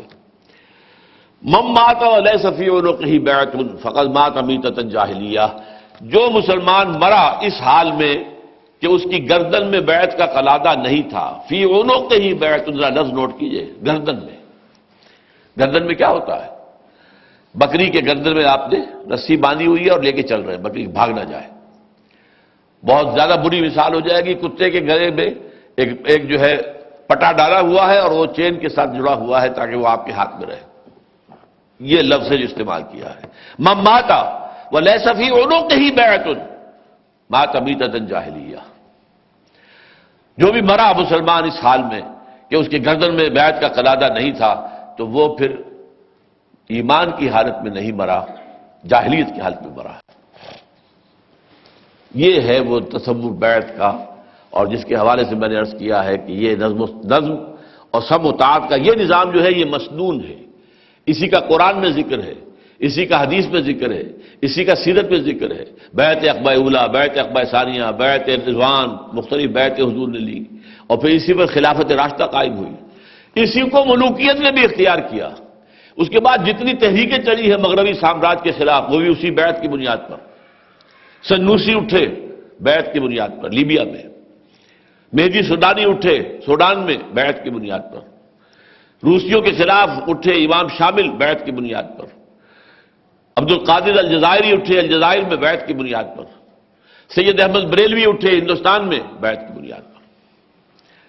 تو یہ ہے احادیث لزوم جماعت اور جماعت کی نوعیت. اب اس سلسلے میں نوٹ کیجئے کہ اس ضمن میں جو علامہ اقبال کا رول تھا وہ کیا تھا، اور اس کا ایک پس منظر ہے. علامہ اقبال نے جو خطبہ الہ آباد میں جو نقشہ دیا تھا، اس میں ایک یہ بھی تھا کہ مسلمانوں کی ایک آزاد مملکت ہو، اور ایک یہ بھی تھا کہ اس کے اندر اسلام کے اس نظام کا احیاء کیا جائے کہ جو پری ملوکیت، پری امپیریلسٹ دور. اب اس کے لیے خود بخود بھی کچھ چیزیں شروع ہوئیں. علی گڑھ میں ڈاکٹر ظفر الحسن صاحب ہوتے تھے جو کہ اس وقت وہاں پہ صدر تھے شعبہ فلسفہ کے. انہوں نے ایک جماعت قائم کی، جماعت مجاہدین علی گڑھ. اس کا نقشہ میں ابھی آپ کے سامنے پیش کروں گا. مشرقی پنجاب میں غلام بھیک نیرنگ صاحب نے اور خواجہ عبد الوحید صاحب نے مل کر قائم کی جمعیت شبان المسلمین. ڈاکٹر عبد الجبار خیری اور ڈاکٹر عبد الغفار خیری نے انہوں نے بنائی جماعت المسلمین. یہ ساری جماعتیں جو ہے در حقیقت جو اصل جو انسپریشن تھی وہ علامہ اقبال کے اسی خطبے سے تھی. بہرحال سید ظفر الحسن صاحب نے اپنے ہاں تو جماعت بنا لی. اس کے خد و خال جو تھے وہ میں آپ کے سامنے بیان کر دیتا ہوں. وہ جماعت کیسی ہونی چاہیے؟ مسلمانوں کو منظم کرنے کا وہی ایک صحیح اصول ہے جس پر اسلام آغاز میں منظم ہوا جس کی صورت موجودہ حالات کو مد نظر رکھ کر آپ کے سامنے پیش کی جاتی ہے۔ مسلمانوں کا ایک امیر ہونا چاہیے اور ان کی ایک مجلس شورا ہونی چاہیے اور قوم کو پابند ہونا چاہیے امیر کے احکام کا۔ نمبر 2، جماعت کی تنظیم میں سب سے اہم چیز امیر ہے۔ ایک طرف تو یہ ضروری ہے کہ امیر کو اختیارات کلی حاصل ہوں، اور دوسری طرف یہ بھی ضروری ہے کہ وہ مطلق الاعلان نہ ہو جائے۔ زمانہ حال کی جمہوریت غلط ثابت ہو چکی ہے، اس کے لیے اس کے مصائب سے عالم لبریز ہے، بس شرائعیت پر نظر ثانی ڈالنی چاہیے۔ اسلامی جمہوریت کے 2 اصول معلوم ہوئے ہیں، ایک یہ کہ امیر جمہور کی اتفاق رائے سے امیر ہو، اور یعنی اس کا عزل اور نصب جمہور کی رائے پر مبنی ہو۔ دوسرے یہ کہ امیر عمر بھر کے لیے اور اس کا اقتدار کلی ہو اور جمہور اس کی رائے اور احکام سے انکار نہ کر سکے۔ اسی ضمن میں آگے بس ہمیں امیر کو اختیارات کلی دینے چاہیے۔ مجلس شورا کا کام فقط مشورہ دینا ہوگا، نہ کہ کثرت رائے سے امیر کے خلاف مسائل طے کرنا، لیکن مجلس شورا کو اختیار ہوگا کہ اگر وہ امیر کو نااہل سمجھے تو برطرف کر سکے۔ ان سب پہلوؤں کو نظر میں رکھ کر چاہیے کہ امیر کو اختیار دیا جائے کہ مجلس شورا کی تمام تحریکوں اور فیصلوں کو برطرف کر سکے، الا یہ کہ وہ تحریک جو امیر کے عزل کے لیے ہو۔ اس میں آپ کو معلوم ہونا چاہیے کہ اس کے امیر تو تھے ڈاکٹر ظفر الحسن، اور 10 نام اور یہاں موجود ہیں کہ جو اس کی شورا میں تھے۔ ان میں سے ڈاکٹر برہان احمد فاروقی خود چونکہ اس حضور کے شاگرد تھے، ڈاکٹر محمد محمود احمد احمد کراچی میں ہوتے تھے صدر شعبہ فلسفہ، افضال حسین قادری صاحب بھی کراچی یونیورسٹی میں رہے ہیں، اور بھی 6 حضرات ہیں، ایک اور چودھری عبدالحمید صاحب مکتبہ کاروان والے جو ہمارے ہاں تھے، یہ اس کے اندر شامل تھے۔ یہ ہے تنظیم کا وہ نقشہ کہ جو پھر جماعت المجاہدین علی گڑھ کی طرف سے ڈاکٹر ظفر الحسن صاحب کے اور پھر علامہ اقبال کے درمیان بات چیت ہوئی۔ پہلے ایک ملاقات ہوئی سن 32 میں، ڈاکٹر صاحب جا رہے تھے، ظفر الحسن صاحب گرمیوں کے تعطیلات گزارنے کے لیے کشمیر تو لاہور میں رکے، علامہ سے ملاقات کی اور اس جماعت کے بارے میں بات کی۔ خواہش ان کی یہ تھی کہ یہ جماعت کل ہند بنیاد پر قائم ہو اور علامہ اس کی قیادت قبول کرے۔ علی گڑھ میں جو جماعت بنی تھی اس کے امیر جو تھے وہ ڈاکٹر ظفر الحسن تھے۔ اس کے بعد گفتگو جاری رہی۔ 1932 میں کچھ ایک خط جو علامہ کا ملا ہے مجھے، وہ میں آپ کو پڑھ کر سنا رہا ہوں۔ 1932 میں علامہ نے کیا جواب دیا: آپ کا خط ابھی ملا ہے، الحمدللہ کہ آپ خیریت سے ہیں۔ اس بات کا احساس اب بہت سے لوگوں کو ہو چکا ہے، یہ نوٹ کیجئے، جو میں نے کہا تھا کہ غلغلہ، ایک ولولہ تازہ دیا میں نے دلوں کو، لاہور سے تا خاک بخارا و سمرقند، تو اس کے اس غلغلے کی مختلف شکلیں سامنے آ رہی تھیں۔ تحریک خاکسار آ رہی ہے، جماعت مجاہدین علی گڑھ ہو گئی ہے، جمعیت شبان المسلمون لاہور ہو گئی ہے، وغیرہ وغیرہ، اور یہ کہ خاکسار تحریک کے ساتھ ہی اور دوسری تحریکیں بھی موجود تھیں، جماعت المسلمین خیری برادران کی وغیرہ۔ اس بات کا احساس اب بہت سے لوگوں کو ہو گیا ہے۔ مجھے 25 سال ہوئے جب اس کا احساس ایک خاص عجیب و غریب طریقے پر ہوا۔ یہ بات لکھ رہے ہیں 1932 میں، 25 سال پہلے کا مطلب ہے 1907، اس وقت انگلستان میں تھے۔ اور جیسا کہ میں بتا چکا ہوں آپ کو، یہ دور ہے ان کے کنورشن کا۔ وہ اقبال جو ہیں، جو ایک شاعر تھے، وطن پرست تھے، وہ کنورٹ ہو کر ایک اسلامی مفکر، قرآن کے داعی، قرآن کے شارح اور اس ملت اسلامیہ کی نشرت ثانیہ کا علمبردار بننے والا ہے، وہ وہاں کنورٹ ہوا ہے۔ مسلمان کو مسلمان کر دیا طوفان مغرب نے۔ یہ بات جو ہے اور کسی پر راست آتی ہو نہ آتی ہو، علامہ اقبال پر جو ہے 100% راست آتی ہے۔ تو مجھے عجیب و غریب طریقے پر احساس ہوا تھا، اور اس میں ڈاکٹر برہان احمد فاروقی نے لکھا ہے کہ اس سے مراد کوئی روحانی تجربہ ہے جو اس وقت ہوا ہے۔ میرا اندازہ یہ ہے کہ علامہ اقبال اپنی سوچ اور فکر کے اعتبار سے اس وقت اپنی انتہائی پختگی کو پہنچ چکے تھے۔ یہ بہت یوں سمجھیے کروشل پیریڈ ہوتا ہے انسان کی زندگی میں، 30 سے 33 برس۔ اس میں ذہن کا صغرا کبرا، سوچ کا صغرا کبرا بن جاتا ہے۔ آپ کو معلوم ہے حضرت مسیح علیہ السلام نے 30 برس کی عمر میں اپنی دعوت کا آغاز کیا ہے، اور 33 برس کی عمر میں وہ اٹھا بھی لیے گئے، رفع آسمانی ہو گیا۔ یہ بھی یاد رکھیے، یہ تو اچھا دینی اعتبار سے، روحانی اعتبار سے، دنیاوی اعتبار سے 30 برس کی عمر میں الیگزینڈر دی گریٹ، سکندر اعظم، دنیا کی فتح کرنے کے لیے نکلا ہے، اور 33 برس کی عمر میں حالانکہ بیاس تک پہنچ گیا تھا، کہاں مقدونیہ میکیڈونیا اور کہاں دریائے بیاس، یہاں تک پہنچ گیا، لیکن یہاں سے آگے نہیں جانا نصیب ہوا، واپس گیا اور مر گیا، 33 برس کی عمر میں ختم بھی ہو گیا۔ تو علامہ اقبال بھی اس وقت عمر کی اسٹیج پر تھے، روحانی طور پر یہ تجربہ انہیں ہو گیا تھا کہ اسلام کی نشت ثانیہ کے لیے کوئی ایسی تحریک جو بیعت کی بنیاد پر ہو، اور جس میں وہ لوگ ہوں جو اسلام پر عمل کرنے والے ہوں، یہ نہیں کہ نام کے مسلمان ہیں، نہیں، ان کا کردار، ان کے اخلاق، ان کے معاملات دین کے احکام پر عمل پیرا کرنے ہونے والے لوگ ہوں، اور وہ پھر بیعت کے نظام میں جمع ہو کر اور پھر وہ جد و جہد کریں، اس کے بغیر ممکن نہیں ہے۔ لیکن اس کے بعد کیا لکھتے ہیں، اس وقت میں انگلینڈ میں تھا، اس کے بعد ہندوستان میں اس کا اعادہ ہوا، دوبارہ بھی ہوا ہے، اب اس کو بھی کئی سال ہو چکے ہیں۔ جو طریقہ آپ نے بتایا اس پر ایک دفعہ ایک خاص طرح پر عمل بھی ہوا اور اس کے ایک متعین صورت بھی دی گئی، مگر جلد معلوم ہوا کہ اگر قبل از وقت ہے، اور زیادہ تر اس وجہ سے کہ قابل اعتماد دوست مفقود ہیں۔ میں آپ کو تفصیلات بتاؤں تو آپ حیران رہ جائیں گے، یہاں کے طباع کے روح سے ایک ہی طریقہ مؤثر ہو سکتا ہے، لیکن میں اس کے لیے اپنے آپ کو موضوع نہیں پاتا، یا یوں کہیے کہ اپنے میں اس قسم کی جرت نہیں پاتا کہ میں کھڑا ہو جاؤں۔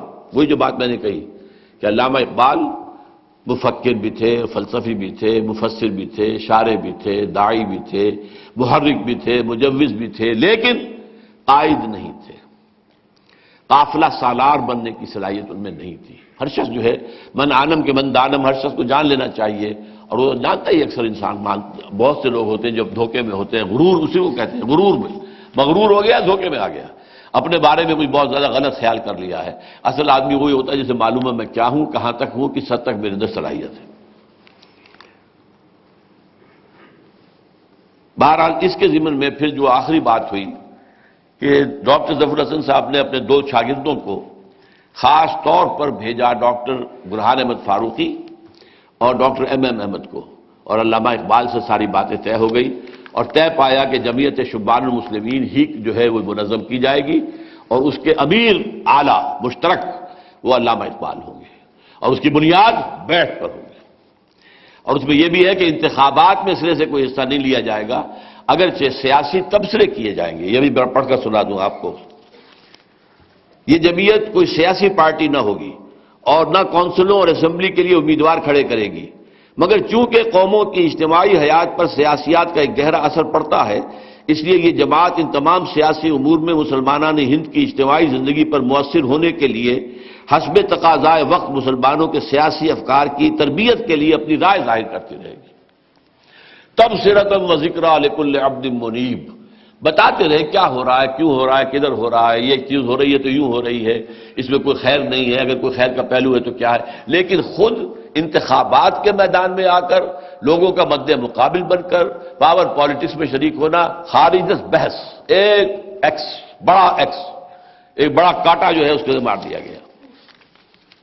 اچھا، اب یہ بھی نوٹ کر لیجئے، اس جماعت کے جو ارکان ہوں گے انہیں کس کس بات کا حلف لینا ہوگا۔ نمبر 1، میں اعلاء کلمۃ اللہ کے لیے اپنی جان، مال، آسائش اور جاہ ہر چیز قربان کرنے کے لیے ہمیشہ تیار اور آمادہ رہوں گا۔ نمبر 2، ارکان اسلام اور اخلاق صالحہ کی پابندی کی پوری کوشش کروں گا۔ نمبر 3، جماعت کے اجتماعات میں شامل ہوا کروں گا۔ نمبر 4، جماعت کا اخبار باقاعدہ پڑھتا رہوں گا۔ نمبر 5، کسی سیاسی جماعت میں بغیر اجازت امیر کے شامل نہ ہوں گا۔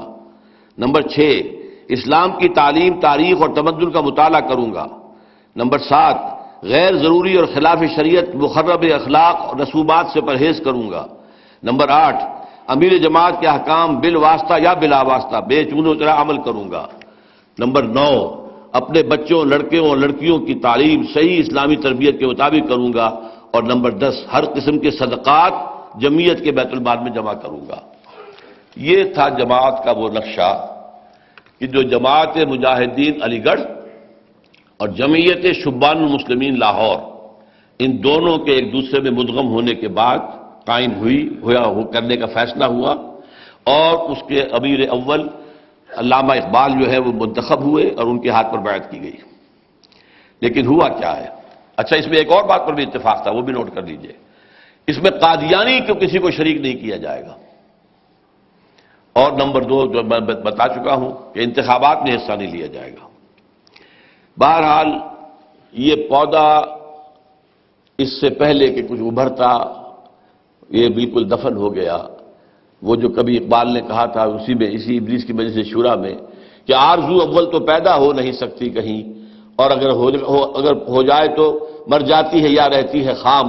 تو یہ جماعت کا حیولہ تو بن گیا، یہ ہمارے لیے ایک رہنمائی تو مل گئی کہ اقبال نے یہ نقشہ پیش کیا تھا، حالانکہ مسلم لیگ کے کارکن ہیں، یعنی وہ ایک حصہ علیحدہ تھا کہ اس کے اندر تو صرف ایک قومی جد و جہد ہے، وہی 4 راستہ انہوں نے دیکھا اور اس کے لیے بہترین آدمی سمجھا کس کو؟ قائد اعظم کو۔ اچھا دوسری بات کہ یہ میں بھول گیا کہ وہ جو دارالاسلام کا ادارہ بنا تھا پٹھان کوٹ میں، اس کے لیے بھی پھر وہاں پر بلایا گیا ہے مولانا مودودی کو۔ ان کو بلانے والے بھی دکن سے پنجاب بلانے والے علامہ اقبال تھے۔ تیسری نقشہ یہ تھا کہ جس کے بارے میں میں نے آپ کے سامنے عرض کر دیا کہ اس کے اصول یہ تھے، لیکن یہ ہے کہ اس پر عمل نہیں ہو سکا۔ کیوں نہیں ہو سکا؟ یہ ایک مفصل باب ہے، وہ تو اس کتابچے میں پڑھنا پڑے گا آپ کو کہ اس کے کیا اسباب تھے۔ سب سے بڑا سبب یہ تھا کہ ابھی برطانوی جو اقتدار ہے اس کا سورج نصف النہار پر چمک رہا تھا۔ یہ تو جنگ عظیم دوم کے بعد معاملہ جو ہے مختلف ہوا ہے۔ اس وقت تک کسی انقلابی جماعت کا سر اٹھانا وہ گویا کہ انگریز کے اقتدار کو چیلنج کرنے کے مترادف ہوتا، خاص طور پر اگر آدمی بھی وہ ہو جس کے ساتھ سر کا لاحقہ بھی لگا ہوا ہو، سابقہ لگا ہوا۔ سر محمد اقبال بہت نمایاں انسان ہے، ظاہر بات ہے کہ علامہ اقبال جو ہے یہ 1932 میں تو گئے تھے مسلمانوں نے ہند کی جو ہے ترجمانی کرنے کے لیے گول میز کانفرنس میں شرکت کے لیے انگلینڈ، تو وہ برطانیہ کی نظروں میں تھے۔ اور اس میں ابھی میں نے جو آپ کو پڑھ کر سنایا علامہ اقبال کا خط کہ قابل اعتماد لوگ موجود نہیں ہیں۔ حکومت برطانیہ نے 2 افراد کو مسلط کیا ہوا تھا علامہ اقبال پر کہ ایسے کسی کام کا کوئی آغاز نہ کر بیٹھے۔ ان میں سے ایک وہ ہیں جو ویسے ان کے بڑے مخلص تھے، بڑے خادم تھے، لیکن آدمی بہرحال وہ CID کے تھے۔ کسی وجہ سے انہوں نے پھر روکا ہے، کسی طریقے سے پھر وہ سارا مسودہ جو ہے بنا ہے وہ بھی ختم ہوا ہے، اور یہ ساری تجویز ہی تاریخ کے پردوں میں گم ہو چکی تھی اگر ڈاکٹر برہان احمد فاروقی نے اگر وہ کتاب نہ لکھی ہوتی جس میں سے یہ ہم نے سارا مواد نکال کر جمع کیا ہے۔ بعض غیبی اشارات کے پیش نظر علامہ اقبال کی آخری خواہش جو بوجوہ شرمندہ تکمیل نہیں ہو سکی۔ بہرحال اب ہوا کیا ہے، بہت مختصر اب میں عرض کروں گا۔ 1940 میں 38 میں اقبال تو سرود رفت باز آیت کے نایت، نسیم از حجاز آیت کے نایت، سرآمد روزگار ای فقیر دیگر دانائے راز آیت کے نایت، وہ تو یہ کہتے ہوئے دنیا سے رخصت ہو گئے۔ سن 40 میں مسلم لیگ کا ایک مرکز معین ہو گیا، ہدف حصول پاکستان، آزاد اسلامی ریاست، آزاد مسلمان ریاست ان دی نارتھ ویسٹ اور نارتھ ایسٹ آف انڈیا، یہ ہدف معین ہو گیا، اور ایک قومی تحریک کے جو تقاضے ہیں وہ پورے اس کے ساتھ شروع ہونے، اس کے لیے ساری جد و جہد شروع ہو گئی۔ لیکن دوسری طرف جو دوسرا علامہ اقبال نے سور پھونکا تھا وہ میں گنوا چکا ہوں آپ کو کہ وہ مختلف رنگ لاتا رہا تھا، چاہے وہ 1913 کی حزب اللہ تھی، یا پھر جماعت مجاہدین علی گڑھ تھی، یا یہ کہ اور جماعت المسلمین تھی خیری برادران کی، یا تحریک خاکسار تحریک تھی علامہ مشرقی کی۔ لیکن یہ کہ اس کے بعد فائنل ایک شکل ہمارے سامنے آتی ہے 1941 میں مولانا مودودی سامنے آتے ہیں۔ تھوڑا سا پس منظر مولانا کا آپ کے سامنے رہنا چاہیے۔ وہ متکلم اسلام تھے، بہت بڑے پیمانے پر انہوں نے اس دور میں جو مسائل مسلمانوں کو پیش ہوتے ہیں مغربی تہذیب کے تصادم کی وجہ سے ان کے ضمن میں وضاحت کی ہے، اور بہت معروف ہو چکے تھے اس وقت تک۔ مسلمانوں کی علیحدہ جداگانہ قومیت پر ان کی پوری مکمل ایک کتاب تھی۔ گویا کہ اقبال نے جو بات فلسفیانہ انداز میں کی تھی 1930 کے خطبے میں، اس کو ایک فصیح اور سلیس زبان میں تفصیل کے ساتھ بیان کیا مولانا مودودی نے۔ یہی وجہ ہے کہ اگر قائد اعظم کو بلایا ہے لندن سے تو دکن سے بلایا ہے علامہ اقبال ہی نے مولانا مودودی کو۔ لیکن یہ کہ مولانا مودودی اس کے بعد مسلم لیگ سے مایوس ہو گیا کہ یہ خالص ایک قومی تحریک بن گئی ہے، اور اس کی قیادت بھی ایسے لوگوں کے ہاتھ میں آ گئی ہے کہ جن کے پاس دینی علم نہیں ہے، لہذا وہ سامنے آئے۔ 1941 میں انہوں نے جماعت اسلامی قائم کی۔ اس کا ہدف کیا رکھا؟ حکومت الہیہ کا قیام، اسی لیے میں اس کا تسلسل کہا کرتا ہوں کہ تسلسل جو ہے وہ 1912 1913 والی جو حزب اللہ تھی مولانا آزاد کی، اسی سے جڑتا ہے کہ 1941 میں حکومت الہیہ کے قیام کے لیے جماعت اسلامی قائم ہوئی۔ بعد میں اس کا عنوان بدل گیا اقامت دین، اللہ کے دین کو قائم کرنا۔ نمبر 2، اس کا مرکزی اصول کیا تھا؟ اس میں صرف وہ لوگ شامل ہوں جو پہلے اپنے وجود پر دین کو نافذ کریں، پھر آئیں میدان میں۔ نمبر 3، اپنے آپ کو منظم کریں، اور منظم کریں ایک ایسی جماعت کی شکل میں جس میں سب اطاعت ہو۔ لیکن یہ ہے کہ میرے نزدیک افسوس کے قابل بات ہے کہ مولانا مودودی نے بیعت کا نظام اختیار نہیں کیا۔ وہ جو ابوالکلام آزاد نے اختیار کیا تھا، وہ جو اقبال نے اختیار کیا تھا، لیکن یہ کہ مولانا نے جو بھی حالات ان کے تھے، وہ ایک علیحدہ مسئلہ ہوگا۔ وہ تو پھر مورخ کا کام ہے کہ وہ تاریخ کے جو ہے اوراق چھانے نکالے کیا وجہ ہوئی۔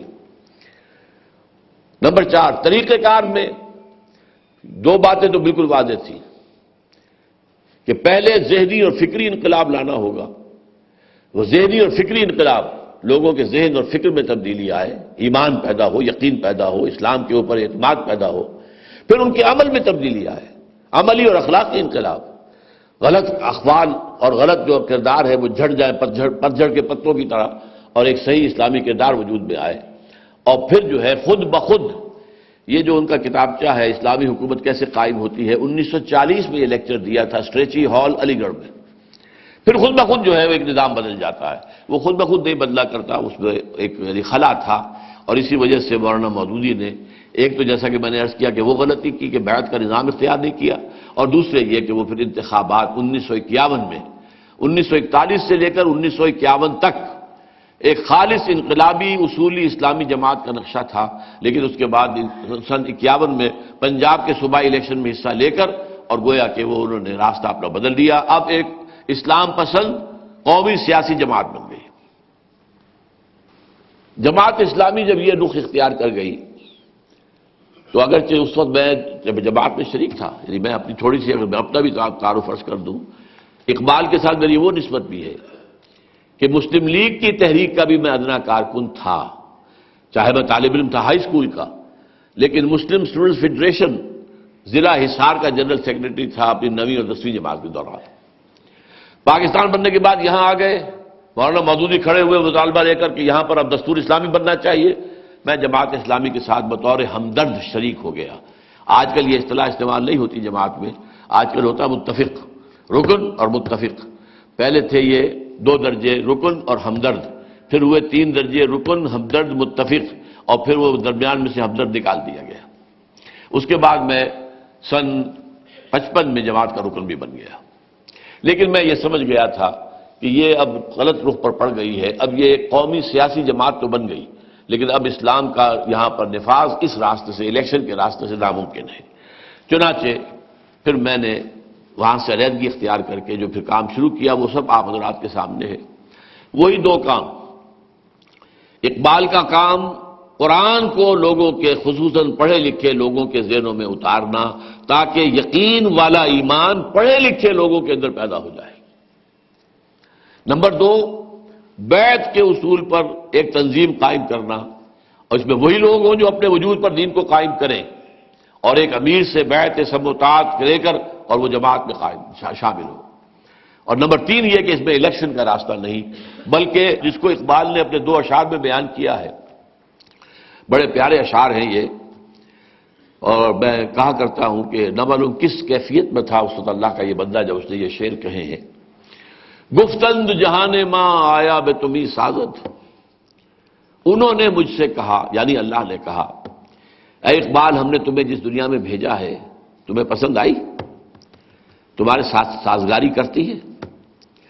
گفتند جہان ماں آیا بے تمہیں سازد، گفتم کے نمی سازد، میں نے کہا نہیں مجھے پسند نہیں، اچھا نہیں ہے، ٹھیک نہیں ہے، غلط نظام ہے۔ گفتند کے برہم زن، تو فرمایا اچھا توڑ پھوڑ دو، اس کو ختم کر دو۔ اب توڑ دو اور پھوڑ دو اور ختم کر دو، برہم کر دو، درہم برہم کر دو، کیسے کر دو؟ با نشہ درویشی درساز و دمادم زن، پہلے درویشی کا راستہ اختیار کرو، خود اللہ کے بندے بنو، لوگوں کو دعوت دو، تبلیغ کرو، تعلیم دو، نصیحت کرو، وہ گالیاں دیں تو تم جواب مت دو، وہ پتھراؤ کریں تو تم کوئی جوابی پتھراؤ نہ کرو، بدھ مت کے بھکشو بن جاؤ، کوئی حرج نہیں، جین مت کے سنیاسی بن جاؤ، سادھو بن جاؤ، یہ درویشی ہے، درویشی ہے، درویشی ہے۔ اس ایک جملے میں نبی اکرم صلی اللہ علیہ وسلم کی مکی زندگی کے 12 سال کا نچوڑ ہے۔ بانش درویشی درساز و دمادم زن، دمادم زن، دمادم زن، کیا دعوت دیتے رہو، قرآن پڑھتے رہو، قرآن پڑھاتے رہو، قرآن ان کے ذہنوں میں اتارو، قرآن ان کے سینے میں اتارو۔ قم اللیل الا قلیلا نصفہ او انقص منہ قلیلا او زد علیہ ورتل القرآن ترتیلا۔ دعوت بھی دو قرآن کے ذریعے، اور جو لوگ آ جائیں ان کا تزکیہ بھی کرو قرآن کے ذریعے، منظم کرو بیعت کے ذریعے، لیکن مخالفین کی مخالفت کے جواب میں کوئی مخالفانہ کارروائی مت کرو، برداشت کرو۔ اسے پیسو ریزسٹنس میں نے قرار دیا ہے۔ میری 2 کتابیں اس موضوع پر موجود ہیں، رسول انقلاب کا طریق انقلاب، یہ ذرا مختصر ہے اور نسبتاً عام فہم ہے، اور دوسری ہے مفصل منہج انقلاب نبوی، حضور کی پوری سیرت کا تجزیہ ہے کہ آپ نے کن مراحل سے گزر کر یہ انقلاب برپا کیا تھا۔ آج بھی اگر ہوگا تو اسی سے ہوگا، اور کسی طریقے سے نہیں ہو سکتا۔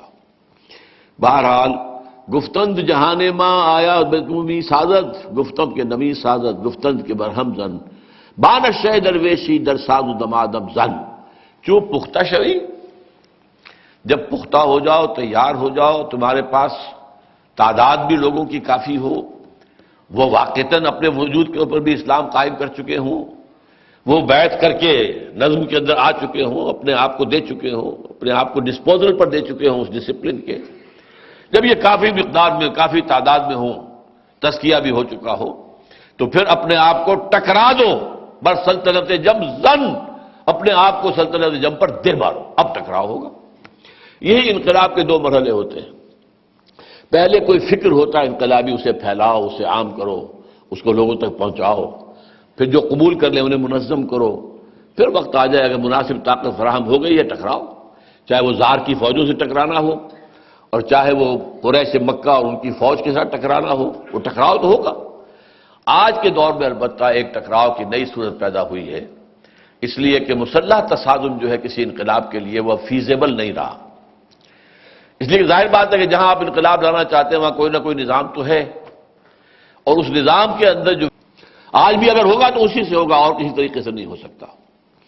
بہرحال گفتند جہان ماں آیا بدومی سازد، گفتم کے نمی سازد، گفتند کے برہم زن، بانش شہ درویشی در ساز و دمادم زن، چوں پختہ شوی، جب پختہ ہو جاؤ، تیار ہو جاؤ، تمہارے پاس تعداد بھی لوگوں کی کافی ہو، وہ واقعتاً اپنے وجود کے اوپر بھی اسلام قائم کر چکے ہوں، وہ بیعت کر کے نظم کے اندر آ چکے ہوں، اپنے آپ کو دے چکے ہوں، اپنے آپ کو ڈسپوزل پر دے چکے ہوں اس ڈسپلن کے، جب یہ کافی مقدار میں، کافی تعداد میں ہوں، تزکیہ بھی ہو چکا ہو، تو پھر اپنے آپ کو ٹکرا دو بر سلطنت جم زن، اپنے آپ کو سلطنت جم پر دے مارو، اب ٹکراؤ ہوگا۔ یہی انقلاب کے 2 مرحلے ہوتے ہیں۔ پہلے کوئی فکر ہوتا ہے انقلابی، اسے پھیلاؤ، اسے عام کرو، اس کو لوگوں تک پہنچاؤ، پھر جو قبول کر لیں انہیں منظم کرو، پھر وقت آ جائے اگر مناسب طاقت فراہم ہو گئی ہے ٹکراؤ، چاہے وہ زار کی فوجوں سے ٹکرانا ہو، اور چاہے وہ قریش مکہ اور ان کی فوج کے ساتھ ٹکرانا ہو، وہ ٹکراؤ تو ہوگا۔ آج کے دور میں البتہ ایک ٹکراؤ کی نئی صورت پیدا ہوئی ہے، اس لیے کہ مسلح تصادم جو ہے کسی انقلاب کے لیے وہ فیزیبل نہیں رہا۔ اس لیے ظاہر بات ہے کہ جہاں آپ انقلاب لانا چاہتے ہیں وہاں کوئی نہ کوئی نظام تو ہے، اور اس نظام کے اندر جو ویسٹڈ انٹرسٹ رکھنے والے ہیں وہی ہے کہ جو اوپر حکمران بن کر بیٹھے ہوئے ہیں۔ آپ میدان میں آئیں گے تو ان کے پاس تو فوج بھی ہے، پیراملٹری فورسز بھی ہیں، ایئر فورس بھی ہے، اور نہ معلوم کیا کچھ ہے، پولیس ہے، جیل خانے ہیں، اور اذیت خانے ہیں، یہ سارے کے سارے جو ہے موجود ہیں، اور تم نہتے ہو، مقابلہ کیسے ہوگا؟ جوابی کارروائی کیا ہے؟ اس کا جواب وہ ہے کہ جو گاندھی نے سوچا، لیکن خود کہا یہ میری اپنے ذہن کی پیداوار نہیں ہے، میں نے یہ حضرت مسیح علیہ الصلوۃ والسلام اور حضرت محمد صلی اللہ علیہ وسلم سے سیکھا ہے۔ کیا؟ پرامن، غیر مسلح، non violent, naan cooperation, number 1۔ ہم تمہارے ملوں کا بنا ہوا کپڑا نہیں پہنیں گے، ہم تو چرخہ کاٹیں گے، سوت جو ہے اس سے اپنی کھدر بنیں گے اور کپڑا پہنیں گے، اللہ اللہ خیر صلی اللہ۔ ہم نے تمہارا تو کوئی نقصان نہیں کیا، تمہارا کوئی قانون نہیں توڑا، کچھ نہیں کیا۔ Non violent, naan cooperation. ہل گئی برطانوی حکومت، مانچسٹر کی ملیں بند ہو رہی ہیں، اتنی بڑی مارکیٹ انڈیا، اور ختم۔ نمبر 2 مرحلہ تھا نان وائلنٹ سول ڈس اوبیڈینس۔ اب ذرا سرتابی کرو، ان کے کسی قانون کو توڑو۔ گاندھی نے کیا اختیار کیا تھا؟ نمک بناؤ تحریک۔ پرماتما کا سمندر ہے، پرماتما نے اس میں نمک پیدا کیا ہے، ہم پرماتما کے سمندر سے پرماتما کا بنایا ہوا نمک لینے جا رہے ہیں۔ لیکن اس کے معنی کیا تھے؟ وہاں تو ڈیوٹی تھی، ایکسائز ڈیوٹی تھی، گویا کہ آپ you are challenging the taxation policy of British India. اب لاٹھیاں پڑی، بڑے بڑے لوگ جو ہے، مولانا ابوالکلام آزاد کا سر پھٹا، نہرو کا سر پھٹا، یہ لوگ جو ہے لاٹھیاں کھا کھا کر، حالانکہ نہرو کس خاندان کا آدمی تھا ذرا نوٹ کیجئے، اس کا باپ موتی لال نہرو ہندوستان کے سب سے زیادہ امیر ترین لوگوں میں سے تھا۔ پہلی کار، یہ باتیں مجھے بتائیں پروفیسر یوسف سلیم چشتی مرحوم نے، ہندوستان میں پہلی کار وائس رائے کی آئی تھی اور دوسری کار موتی لال نہرو کی آئی تھی، وہ موتی لال نہرو۔ اور یہ پنڈت جواہر لال نہرو جس کے کپڑے جو ہیں وہ پیرس سے سل کر آتے تھے، وہ جواہر لال نہرو۔ انہیں لاٹھیاں کھائی ہیں، مارے کھائی ہیں، پولیس کے لاٹھی چارج کا جو ہے شکار ہوا ہے، جیلوں میں پڑا رہا ہے۔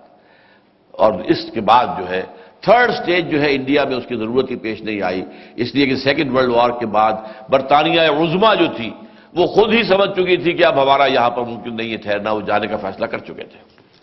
بلکہ انہوں نے ٹائم ٹیبل رکھا تھا سن 1948، وہ تو اس سے بھی 1 سال پہلے 1947 میں یہاں سے چلے گئے۔ بہرحال وہ تیسری سٹیج اگر دیکھنی ہو تو وہ ہے نان وائلنٹ یا ان آرمڈ ریوولٹ، جو ایرانیوں نے کی ہے، جس کے بارے میں عرض کر چکا ہوں۔ میں جب گیا ایران 1 ہفتے رہ کر آیا، یہ آج سے 5-6 سال پہلے کی بات ہے، اور لوگوں نے کہا کہ ہمارا انقلاب جو ہے وہ اقبال کا انقلاب ہے، اقبال کی شاعری ہے۔ اور وہ بڑے محبت بھرے انداز میں کہتے ہیں مولوی اقبال لاہوری، مولوی اقبال لاہوری۔ مولوی رومی کہلاتے تھے تو مولوی، وہ مسٹر اقبال نہیں کہتے، علامہ بھی نہیں کہتے، مولوی اقبال لاہوری۔ اور ان کی شاعری نے ہمارے اندر جو ہے یہ دمخم پیدا کیا، ان کی شاعری نے ہمارے اندر جذبہ پیدا کیا۔ یہ جو جماعت جو ان کے ہاں تھی، وہ جو ڈاکٹر علی شریعتی کے جو تھے مجاہدین خلق، وہ اصل میں اس کی جماعت تھی، اور انقلاب میں بڑا رول اسی کا ہے۔ بہرحال تیسرا نتیجہ، اس کا جو تیسری سٹیج یہ ہے، یہ راستہ ہے کہ جس کے اوپر چل کر کسی اسلامی انقلاب کی آغاز کا ہو سکتا ہے، لیکن یہ کہ اس کے لیے جماعت جو بننی چاہیے، اس کے جو اصول ہیں وہ میں نے آپ کے سامنے بیان کر دیے۔ باقی آپ میں سے ہر شخص کا اپنے سوچنے کا معاملہ ہے، غور کرے، فکر کرے، سوچ و بچار کرے۔ اگر کوئی بندہ مومن غیر اسلامی ماحول اور نظام کے تحت زندگی گزار رہا ہو، اس کا فرض عین ہے کہ وہ اس نظام کو بدل کر اللہ کے دین کے نظام کو قائم کرنے کی جد و جہد کرے، اور اس کے لیے لازم ہے، جیسے نماز فرض ہے تو اس کے لیے وضو لازم ہے، اس طرح اس جد و جہد کے لیے التزام جماعت لازم ہے۔ اور جماعت کے یہ اوصاف ہیں جو علامہ اقبال کے پیش نظر تھے، جس کو کہ آپ اس کتابچے کے ذریعے سے زیادہ تفصیل سے سمجھ سکیں گے انشاءاللہ۔ سبحانک اللہم و بحمدک، نشہد ان لا الہ الا انت، نستغفرک و نتوب الیک۔